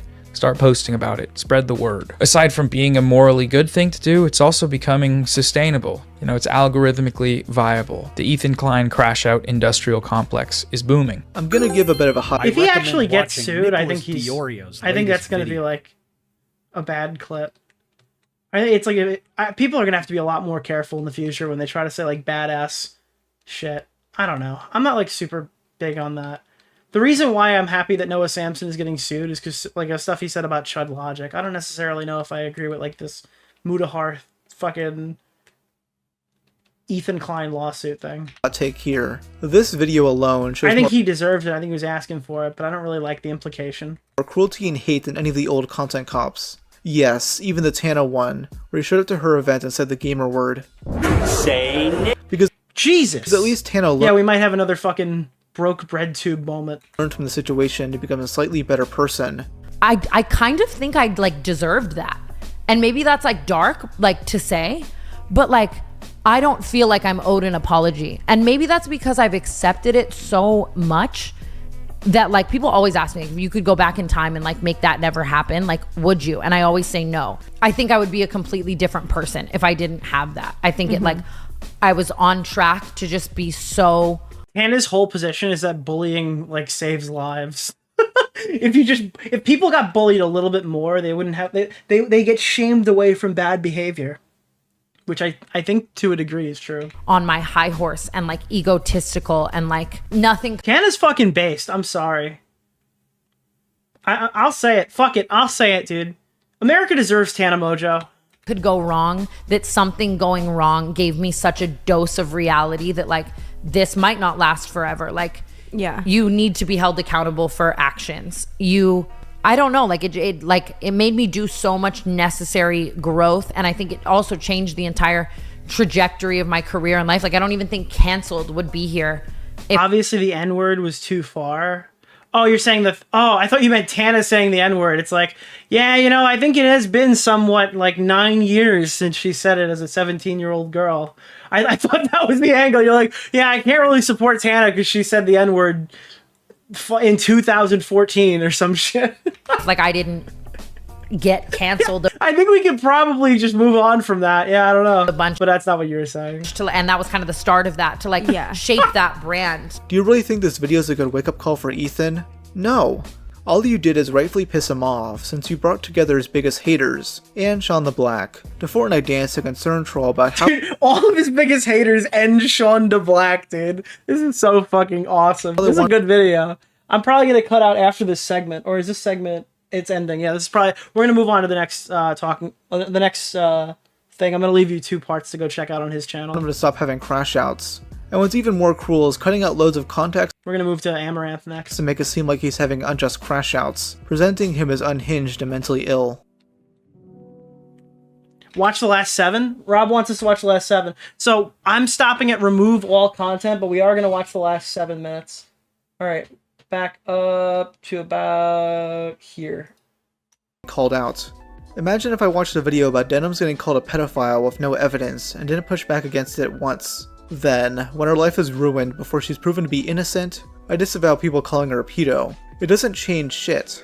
The rest of Ian's video is just him downplaying the CPS I think call. that's a good analogy. I think that's a pretty good analogy. It's like, hey, everything has already happened. It can't possibly get worse from here, but I just want to let you guys know I disavow the behavior.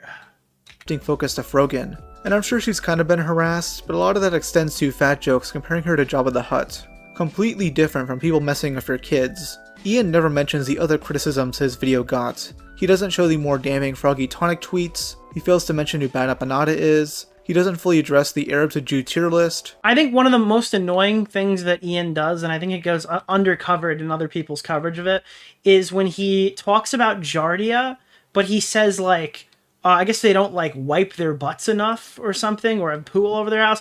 Like, he knows what Jardia is. I'm sorry. There's no way he made that video after the CPS call and didn't know what Jardia was. I view it as I view it as like omission downplaying on purpose by pretending that he doesn't know the full nature of the allegations of the content that he had to have seen to make the video. It's just shit. Just as bad as the first part.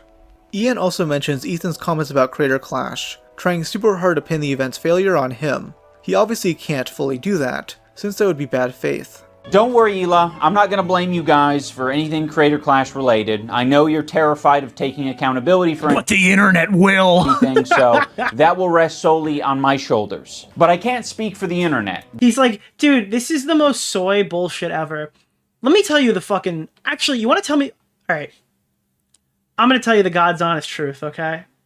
When YouTubers say they don't support harassment, most of them do. Most of them get like an ego erection when they see their audience go and bully some asshole on Twitter. Okay? Most of them want that to happen, but they want plausible deniability, so they disavow the whole thing every time it comes up in conversation. Okay? This is that behavior. Hey guys, I'm not gonna hold it against you, but wink wink, nudge nudge, I would love for the wider audience to condemn you for it publicly. It's dog whistling. It literally is dog whistling to the audience, saying wink wink, nudge nudge, get in their comment section and blame them for it. That's the only reason he would say something like this, is because he actually wants this to occur. He obviously can't fully do that, since that would be bad faith. Don't worry, Ela. And I'm not going to say that I'm above it either, dude. I think it's fucking hilarious when people just go, like, someone says something absolutely unhinged about me, or whatever, then like a fucking Nazi or something, and then like people go and fuck with them. I don't support the behavior. I don't want people to go and do it, but it brings a smile to my face when I see it happen. I will say that fucking wholeheartedly, dude. There was the one, who was the guy? The Ethan's Attic guy came after me and he's like, thank you for pushing my account to even more people, because he was writing something unhinged. And I'm like, oh, dude, that's hilarious. I want my audience to see what you write. I'm totally okay with this outcome. Enjoy. And then I just never talked about, or I never pulled him up again or whatever. But it's like, he's like, aha, you've just made me more popular. It's like, yeah, guess what? You're not going to like the people who are reading them. I'm not going to blame you guys for anything Creator Clash related. I know you're terrified of taking accountability for anything, so that will rest solely on my shoulders. But I can't speak for the internet. The internet might actually blame you guys for it. Now, with this recent revelation that people are just going to use Creator Clash to attack Anissa and I. So, by the way, I guess what I'm trying to say in a roundabout way is I want you to target Papa Gut. Okay? I want you to go for Papa Gut. Okay, because he keeps posting AI videos of me kissing random people. All right, that's what I'm trying to say in a roundabout way.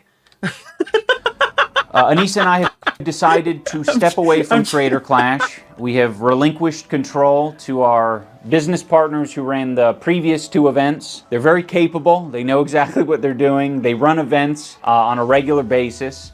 The event is still happening. Anissa and I just don't have any. No. And here's the thing, though. The reason why you have to disavow this behavior, and the reason why I actually do, is because people will take things too far in cases where it's completely unjustified. Yes, there are cases, like I said, where people say absolutely unhinged things, and you want people to come into your defense and say something. Of course you do. Everyone wants that. The best part of having an audience is when, like. Actually, the best part of having an audience like this is when somebody smears you and you don't even have to correct it. Video. You know what I mean? Like, I can't speak for the internet. UWU winks loudly. iDubbbz is literally saying the quiet part out loud. Yeah. What a disgusting wretch. Like, the best part is when somebody completely fucks you over or whatever, and then it gets corrected before you even get on the stream. Appreciated the shout out. Don't worry, Nick will say slurs on your behalf. Yeah, but the worst part of it is when you have your audience go and fuck with somebody who literally doesn't deserve it, or something like that, just because you've shown their fucking thing on a video, or like they go in, or it's like the Shelbo stuff where they go into his Discord server and they personally fuck with him. Keemstar Orbiter, Nick Oreo. Mr. Oreo. Like, just to be honest, if I ever find out that someone from my audience is in the Shelbo server fucking with that guy on a personal level, like the crazy schizo Shelbo guy, like, you're out of my chats, you're out of my Discord, you're off my fucking, you're blocked from my accounts. Like, I think that shit is fucking detestable and unhinged.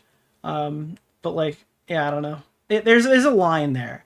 People can't talk about it because then it's like, oh, you blanket support harassment. But there is like, a nuance to it. Financial ties, we don't have any ownership. We are, you know... yeah, don't touch the poo. I think just going to be known as the founders of the event. Yeah, I mean, I think it had to come to this eventually. I can't keep my mouth shut. I can't, I mean, I can. I just didn't want to. I want to be frank. I want to be honest. And how did that work out for you, Ian? You sunk your whole event because of petty drama that involves some... Ludwig Horsecox, as his whole family is watching my stream tonight. Hello to Ludwig Horsecox's entire family. ...of the fighters. All of H3 shot... Yeah, just don't talk... Here, that's a good... Actually, that's a really good fucking, a good thing to live by. Just don't touch the Jardia. Okay, if you touch the poo, you get Jardia, and Jardia is getting banned from chat. Thoughts at Creator Clash was specifically about Ian and Anissa's management of it. He also pro-clutches over the fact that Ethan showed a tweet from someone who's an MDE fan. He's reposting random troll accounts that are very easy to vet. If you click on this profile, it has a bunch of Sam Hyde adjacent posts, and it just hates Anissa and I. Come on, dude, you're one step away from calling me a cuck. Just take the plunge. Oh, and that reminds me, Ethan actually brought up Sam during his reaction to Ian. You know what's funny? I genuinely think that Sam Hyde broke Ian. Yeah, yup, Sam Hyde, dude. You know, there wasn't much repercussions for Ethan saying that. Usually if you make a comment like that, the entire audience just calls you like a pedophile enabler or something. And when he told me, he was like, he came and he That was like, such a bizarre chapter. He says, I'm doing a documentary on Sam Hyde. I told him, and Anissa was here. I said, that's a huge mistake. Do not do it. You guys, I don't know who, I said, do not do it. Like, trust me. Because Sam's the type of guy who's going to get the best of you, really, no matter what.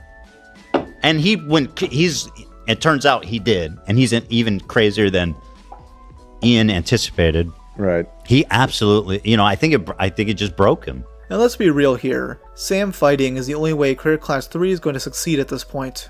You know that. I don't think that could even save it. Hassan Piker, I'm coming to kill you in Los Angeles at your house. Or in the ring. The funniest thing ever was when I tweeted that clip myself, right? I had posted that on Twitter saying, dude, Sam Hyde just said this to the thing. And then DAZN fucking struck my clip down. Like, they claimed ownership of this public death threat. That was weird. I mean, I knew that I kind of understand why they did it, but the concept of like claiming ownership of the public death threat is very funny. No, in real life, I'm going to stalk him and become obsessed with him and wear his makeup and his dresses and use his skin as a coat, like the ancient. This is how you know when they were filming this that they didn't have a button. Like, imagine if the DAZN fight or whatever the fuck had the H3 button, we never would have gotten this. This was actually live. It had to have been. Irish did. But Hassan won't fight anyone, as he gets combative whenever the subject is mentioned. I don't believe that they wanted him to say that, or they were happy about it. I do not believe that the boxing promotion that wants to be taken seriously was happy to have that on it. As funny as I personally find it. So whack, bro. Like, I don't understand why all you motherfuckers have to, like, run around with this shit. What's going on? What's going on? Nothing. Get the fuck out of my face, bro. You fucking asshole. Dude, what a loser. What do you mean, damn, bro? What the fuck do you mean, damn? What do you mean, damn? Now that Ian has left, people have compared this event to the captain of the Titanic abandoning ship while it's sinking. A more apt comparison would be Francesco Scattini, the captain of the Costa Concordia. This guy's got like a specific boat, bro. What the fuck?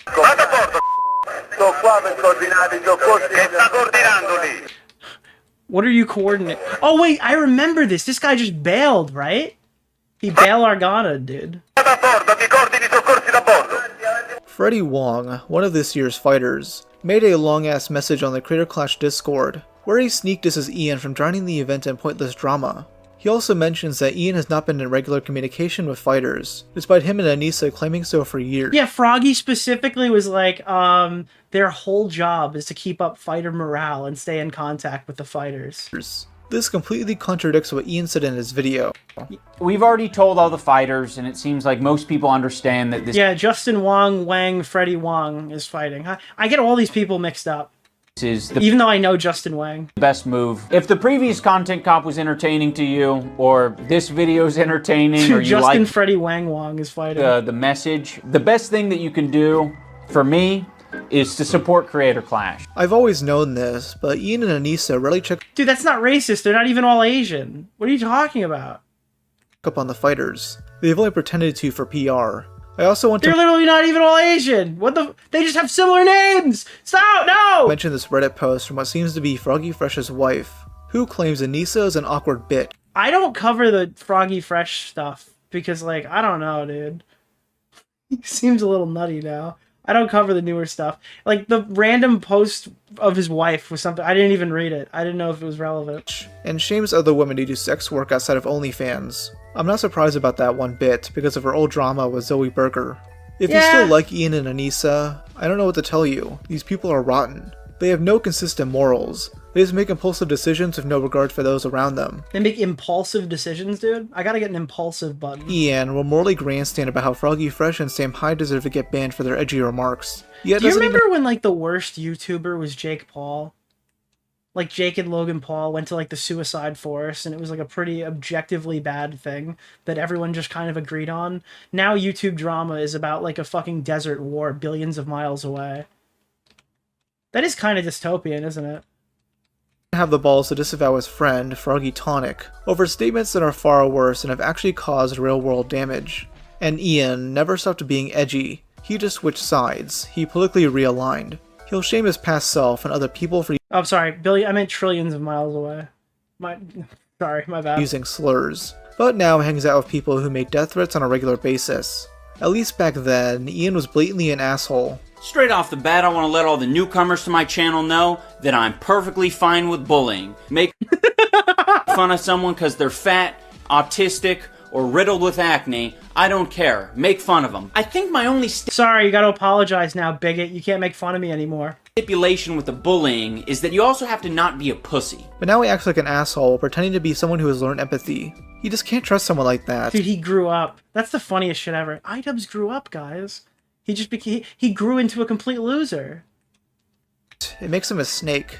These new friends of his will eventually betray him, and I won't feel bad for him in the slightest. He's reaped what he sowed, and is now having to pay the consequences. Was this all inevitable? Maybe. All I do know is that he never should have put on that medallion.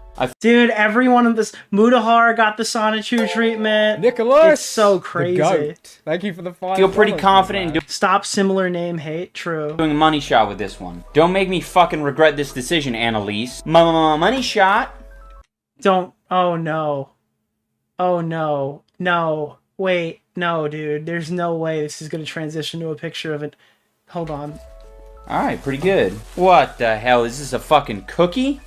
I really thought he was gonna put the money shot thing on there, and then it was gonna cut to a clip of him going, "So my wife started an OnlyFans." Dear Mr. iDubbbz, thank you for making such funny, entertaining videos. I know that I really enjoy them a lot. Ah, that's fucking sweet. In the package, I included a Sonichu medallion that I made. I wore it to a convention where I cosplayed as Chris Chan. Do you know much of Chris Chan? Yeah, I know a little bit about Chris Chan. Anyways, I'll be at Critter Clash 3 to watch it fall apart. I really like Wait, you're going, Rob? What the fuck? Traitor? Rob's going to Creator Clash?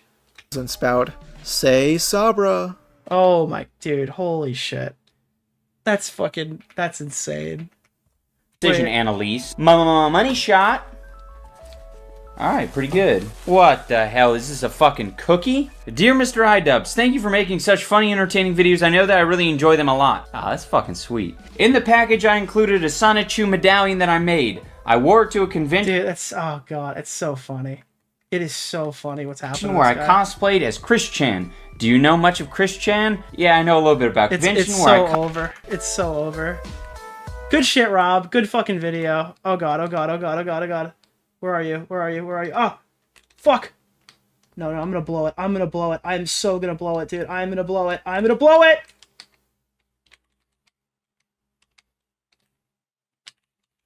Yes! Yes! Let's go! Let's fucking go, dude! We're fucking going home with a win, boys! Whoa! Yes! Holy shit, dude!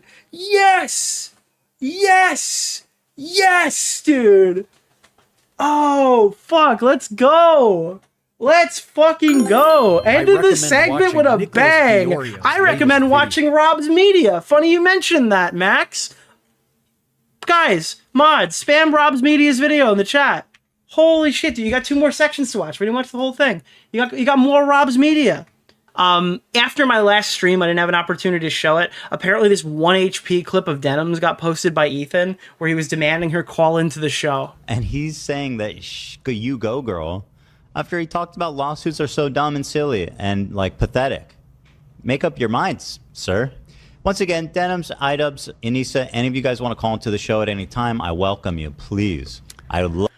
For the purpose of litigation staying in a court, and considering the fact that you're not going to fold on any of these CPS talking points, I would love to call into the show Nicholas, to ask about the goat. whether or not Thank you for the $5, my man. he genuinely thinks that all of these people are attacking him first.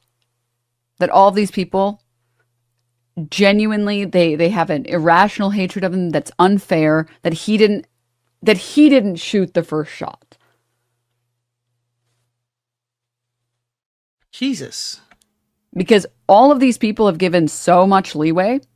I mean, Hassan has been unbelievably generous. Oh, come on now. Oh, come on. Yeah, if there's one thing I can use to describe what Hassan has done so far, I don't think generous is the right term. Holy shit, dude. Ian and Nisa fucking saw this shit and were like, we don't want to touch this with a 10-foot pole until they continuously... I gotta say, I think this is cowardice. I understand that she's planning on suing and it could be extremely dangerous to get in a live call confrontation with Ethan about this, but I think she probably should. It's a Hail Mary pass, because she could get Ethan to say something that would implicate him in some capacity where the button would no longer be in play. Think about it.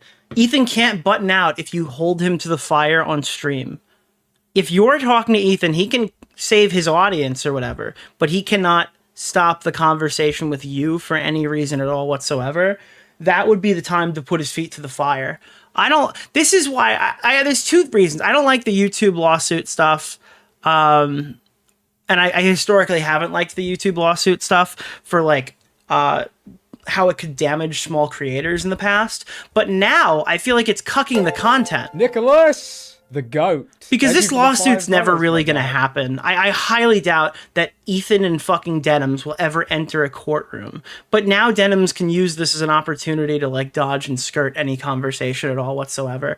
I'd rather get that, you know? I mean, I'm going to get tons of content off the lawsuit stuff if this actually goes forward, right? But I would rather get the debate. I would rather the 1-2 punch even. Maybe sue him after the debate. No refunds. I want to see what she wears in court though. Yeah, dude. Are they gonna draw her with a push-up bra in the court? The artwork they do in the courts. Now Hassan Piker got randomly selected for special screening. It happened. I got stopped by CBP at Global Entry for additional questioning. I'm out. It wasn't that bad. Very strange experience overall, though. And I saw Aiden was popping off about this. People in the replies proving they're willing to suspend civil liberties to own Hassan. Didn't they just pull him aside and ask him a few questions? Am I wrong here to say this isn't really a big deal? Yeah, dude, if they held him overnight or whatever, they didn't let him contact his lawyer or something, and they threw him in a fucking cell, I would feel a little bad, right? But they just brought him in a room, asked him a couple of questions, said that he's good to go. I really don't understand the severity here of what's actually occurred. I doubt Hassan was really thrown off by it all too much. And then Augie comes in and says, "Don't be dramatic." And then Aiden comes back and says, "I never thought I'd see the day the commentary community was defending the government for using detainment to intimidate people exercising free speech. But I guess all standards go out the window when it's in regards to people you don't like." Well, you know what? Maybe this is a fucked comparison. Maybe everyone's going to get mad at me for it. But I think if they pulled a few more people aside who make school shooter type rhetoric, there'd be a lot less school shootings in America. Now, they try to do that, but every time there is a school shooting, we always find out the video stuff where, well, they never acted on it. They never contacted them. They were watching him for a while and they didn't look into it. Now, do I think Hassan Piker is a literal terrorist? Do I think Hassan Piker is going to strap a bomb to his chest and try to go through an airport? Absolutely fucking not. But when Hassan Piker sits there and speaks terrorist rhetoric, says they're musical people, dances with them, shows support for ship hijackings, I would like people to go, hey, that sounds pretty weird. Maybe ask them a few questions. I don't know. As long as I don't think this is a case of do you think this is a case of attacking his civil liberties?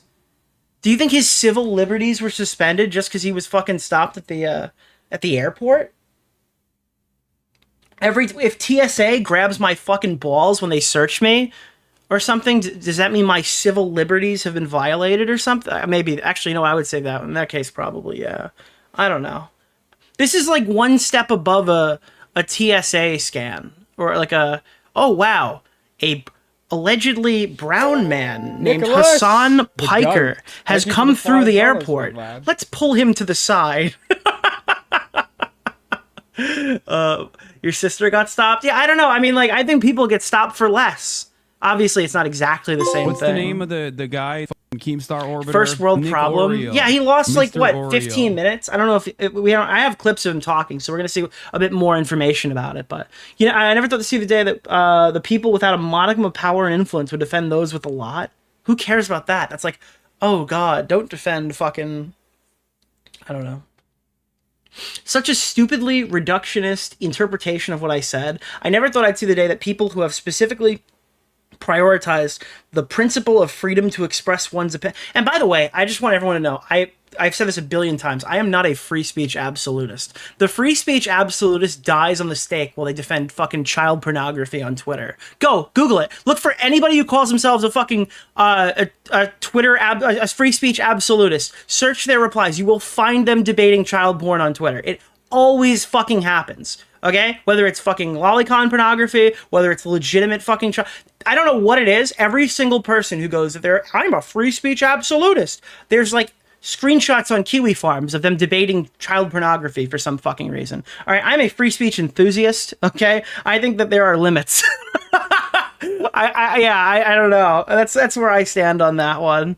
Shadman flashback again. Yeah, literally, dude. All the free speech absolutists of 2017 were arguing why a guy who was depicting Wolverine raping a child The guy should have his website up. Nick Oreo. Do you remember that? Mr. Oreo. We covered If it Shadman happened recently. If he said it did, then it's making sure he's not supporting terror groups while out of country. Other countries have detained people for the simple fact of shitting on the government. Thanks, GWOT. Yeah, they said Amos Yee was a free speech warrior. No, he was a pedophile. Okay, he was just a fucking pedophile.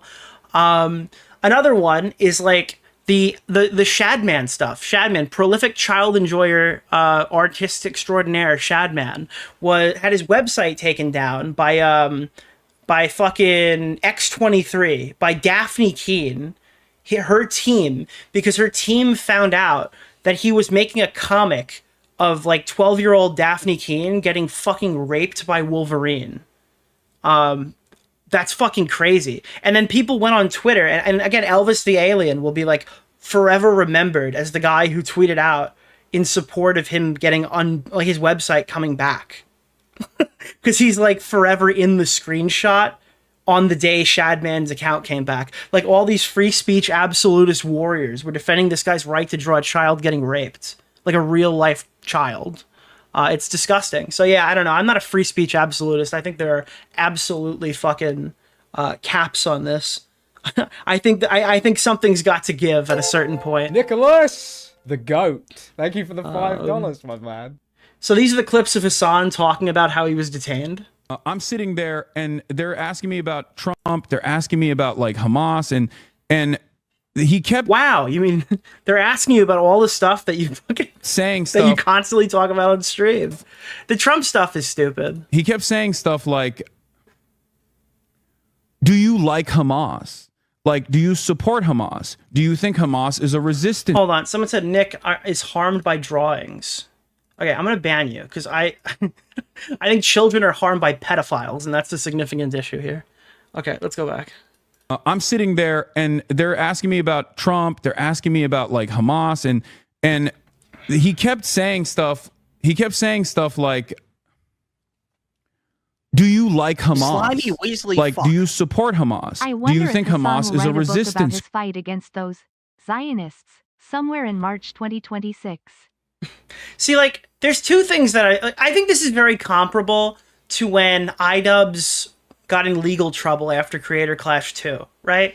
It's like, well, it's kind of shitty that they used the Bo Blacks video to justify pushing legal action because they didn't believe that they lost so much money on the charity event that nothing went there. But when you have two galas, okay, you have multiple galas, you hire a comedian, and then no money makes to charity. I recommend watching Nicholas DeOrio. Are you really surprised that people think, oh, hey, maybe they pocketed some of this? I don't think Ian and Anissa did, but I think their actions put them in a position for their business partners to want to know the actual details and look at the books for that, right? I think that's a result of their own actions. I think Hassan Piker talking about, oh, are you a Hamas supporter? Are you this? Are you that? I think like if just watching the average Hassan Piker stream could probably lead you to that question yourself. Nicholas, the goat. Thank you for the $5. I guess like if you don't want people to ask if you support Hamas, why don't you just like not cosplay a Hamas cheerleader on stream every day. I feel like it's a reasonable request.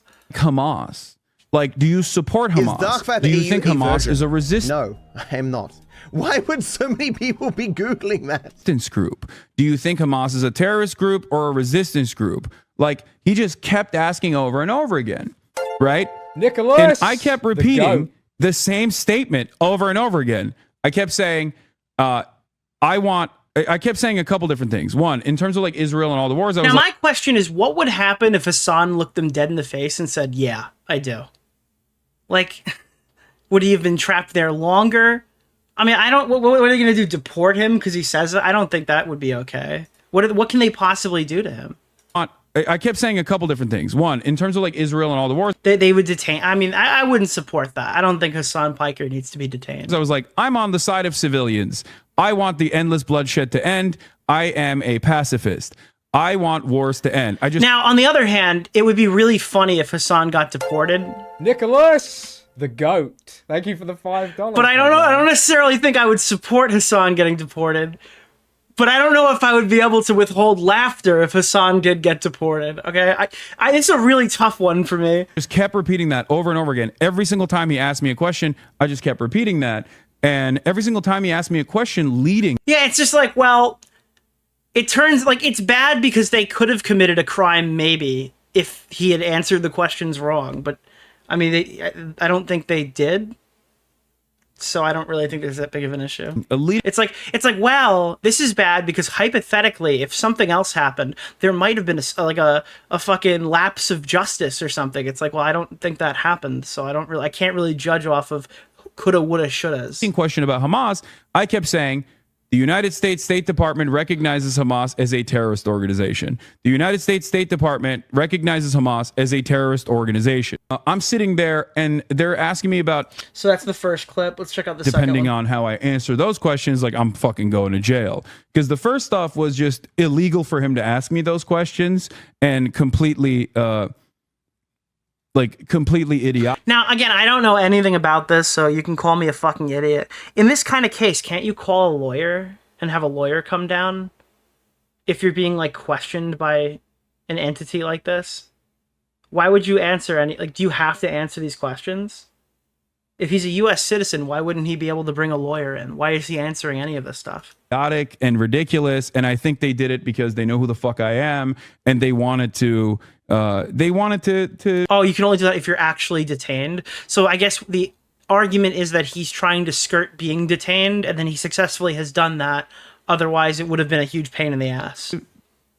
Put the fear of God into me, not knowing that I'm a stubborn piece of shit, and that's not going to work at all. Wait.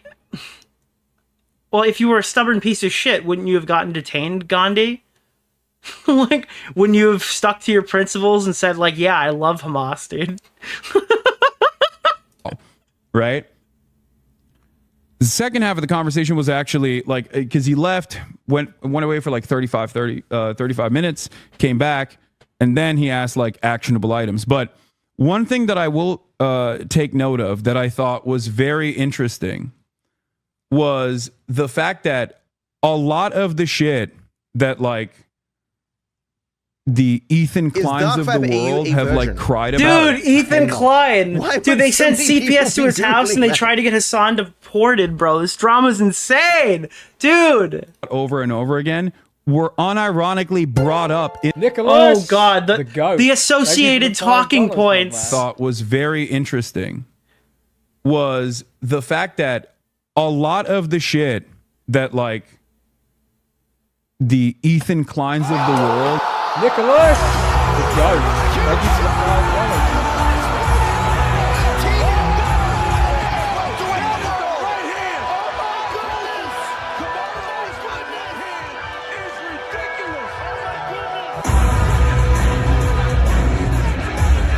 Dude, no way. Have like cried about over and over again were unironically brought up in that fucking conversation, depending on how I answered. Oh God. I was shocked. Okay, not like the bleach sword, obviously, but like the Houthi. like, did you interview a Houthi? It's weird. They weren't focusing on the sword I was holding. They were focusing on the fact that, like, you had a fucking terrorist on your stream. Crazy. It's crazy how the government wasn't fucking around asking stupid questions. It says here that you interviewed a Houthi, and I was like, or was he actually a Houthi? And I was like, he's not. You can look to all of the reporting that came out afterwards and before I interviewed him that he is not a... I recommend watching Nicholas DeOrio. Is there not a clip of Hassan being like, I'm going to be interviewing a Houthi? Terrorist supporting America deserved 9/11. Piker just say he was a pacifist. And you gotta love how he tied. Now all these people are insanely bloodthirsty. Nicholas, the goat. Thank you for the $5, my man. Well, he lied to police. Who cares? It's not like he's being interrogated. He's not a Houthi, that he is a regular Yemeni citizen. And I said, like, his name is Rashid al-Haddad. He is not even a Shia. And the dude, luckily, again, Iraqi, went, oh, yeah, that's right. That's a Sunni last name. Al-Haddad is a Sunni last name. So he must not have been a Houthi. And the very fact that that was like a point of contention that could have fucking gotten me arrested is insane. And I genuinely, in that moment, was thinking, like, these fucking dumbass slop tubers are actually playing with fucking fire. Shout out to Nicholas DeOrio. And I even thought... Dude, I literally wanted to tweet this video out and say, I did it. I called the government. I called it in, folks. I did it. I got him, ladies and gentlemen. I'll take credit for it. Yeah. Oh, and it was so grueling. It was so disgusting. Wait, dude, I need to soak this in. What the fuck is this website, dude? What is this fucking, like, this is like, it looks like a toddler created this fucking cover flow. And this is a Taylor Lorenz article. The name of the guy, Keemstar Orbiter, Nick Oreo. This isn't some fucking random journalist that I've chose to fucking highlight.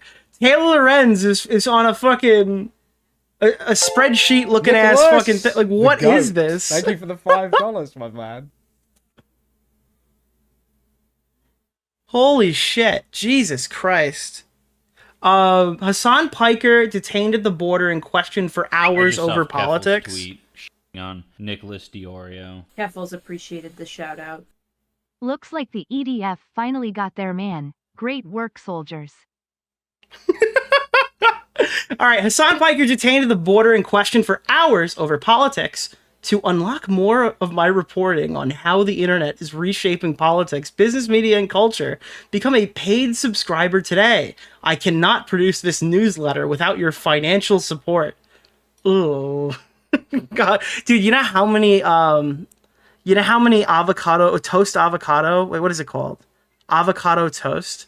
Do you guys know the avocado toast lore? Where is this? Hold on. Let me see this. Oh god. Yes, dude. The Taylor Lorenz avocado toast lore. Dude, this one's super viral. I don't really think it matters, but it's kind of funny. $5, my man. Open link in new image in new tab here. Seamless. Wait, I seamlessed a $22 avocado toast, and this is what arrived. Guys, listen. You need to be using your fucking money to support Taylor Lorenz. Okay, you need to give her Uber Eats. What am I gonna do? All right, let's take a look. Hassan Piker, the biggest progressive political streamer in America, was detained by Customs and Border Protection for hours of questioning upon his return to the United States from a trip to France this Some weekend. BreadTube Giorno is begging for money. Please make sure she gets this money or Oh buy yes, herself I some will. drinks Don't at worry. VidCon. I will give all your donations to Taylor Lorenz.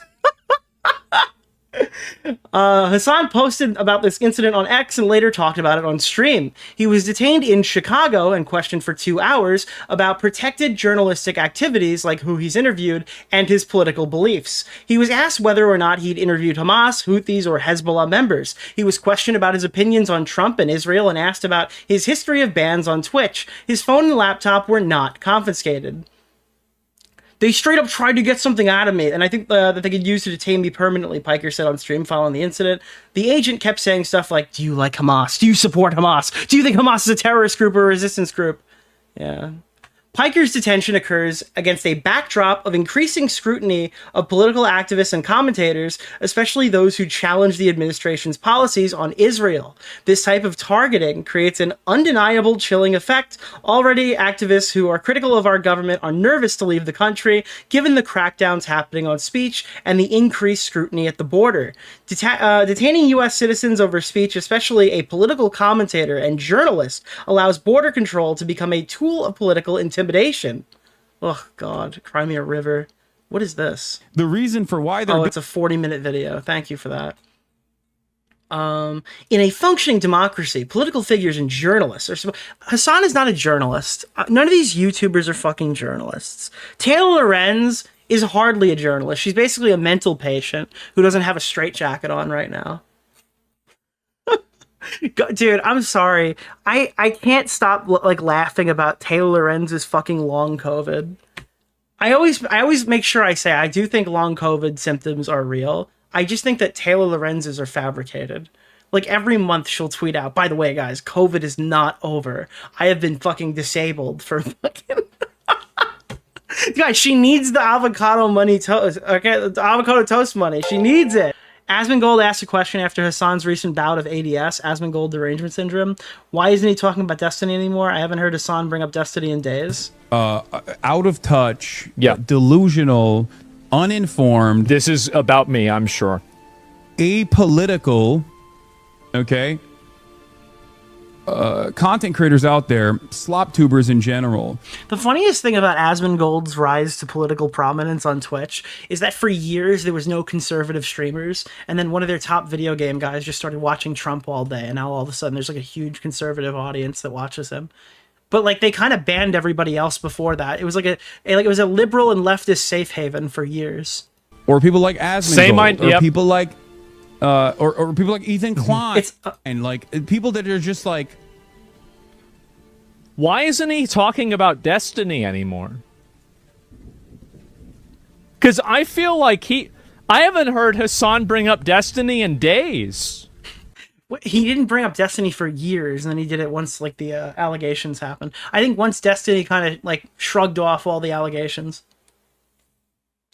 I shouldn't call them allegations. Once Destiny kind of shrugged off the fact that he distributed his friend's fucking sex tape to a random woman, and through the leak or whatever, it got expanded further to more and more people because of his own stupid decision to share it without her consent. As soon as he shrugged that off, Hassan has kind of stopped talking about it because it's not an easy layup anymore because his deranged audience forgave him for it. Oh, sorry. My bad. My bad. I like that he also thinks that like his opinion is worth anything. Like that he does. Oh, wait. Because I feel like I haven't heard Hassan bring up Destiny in days.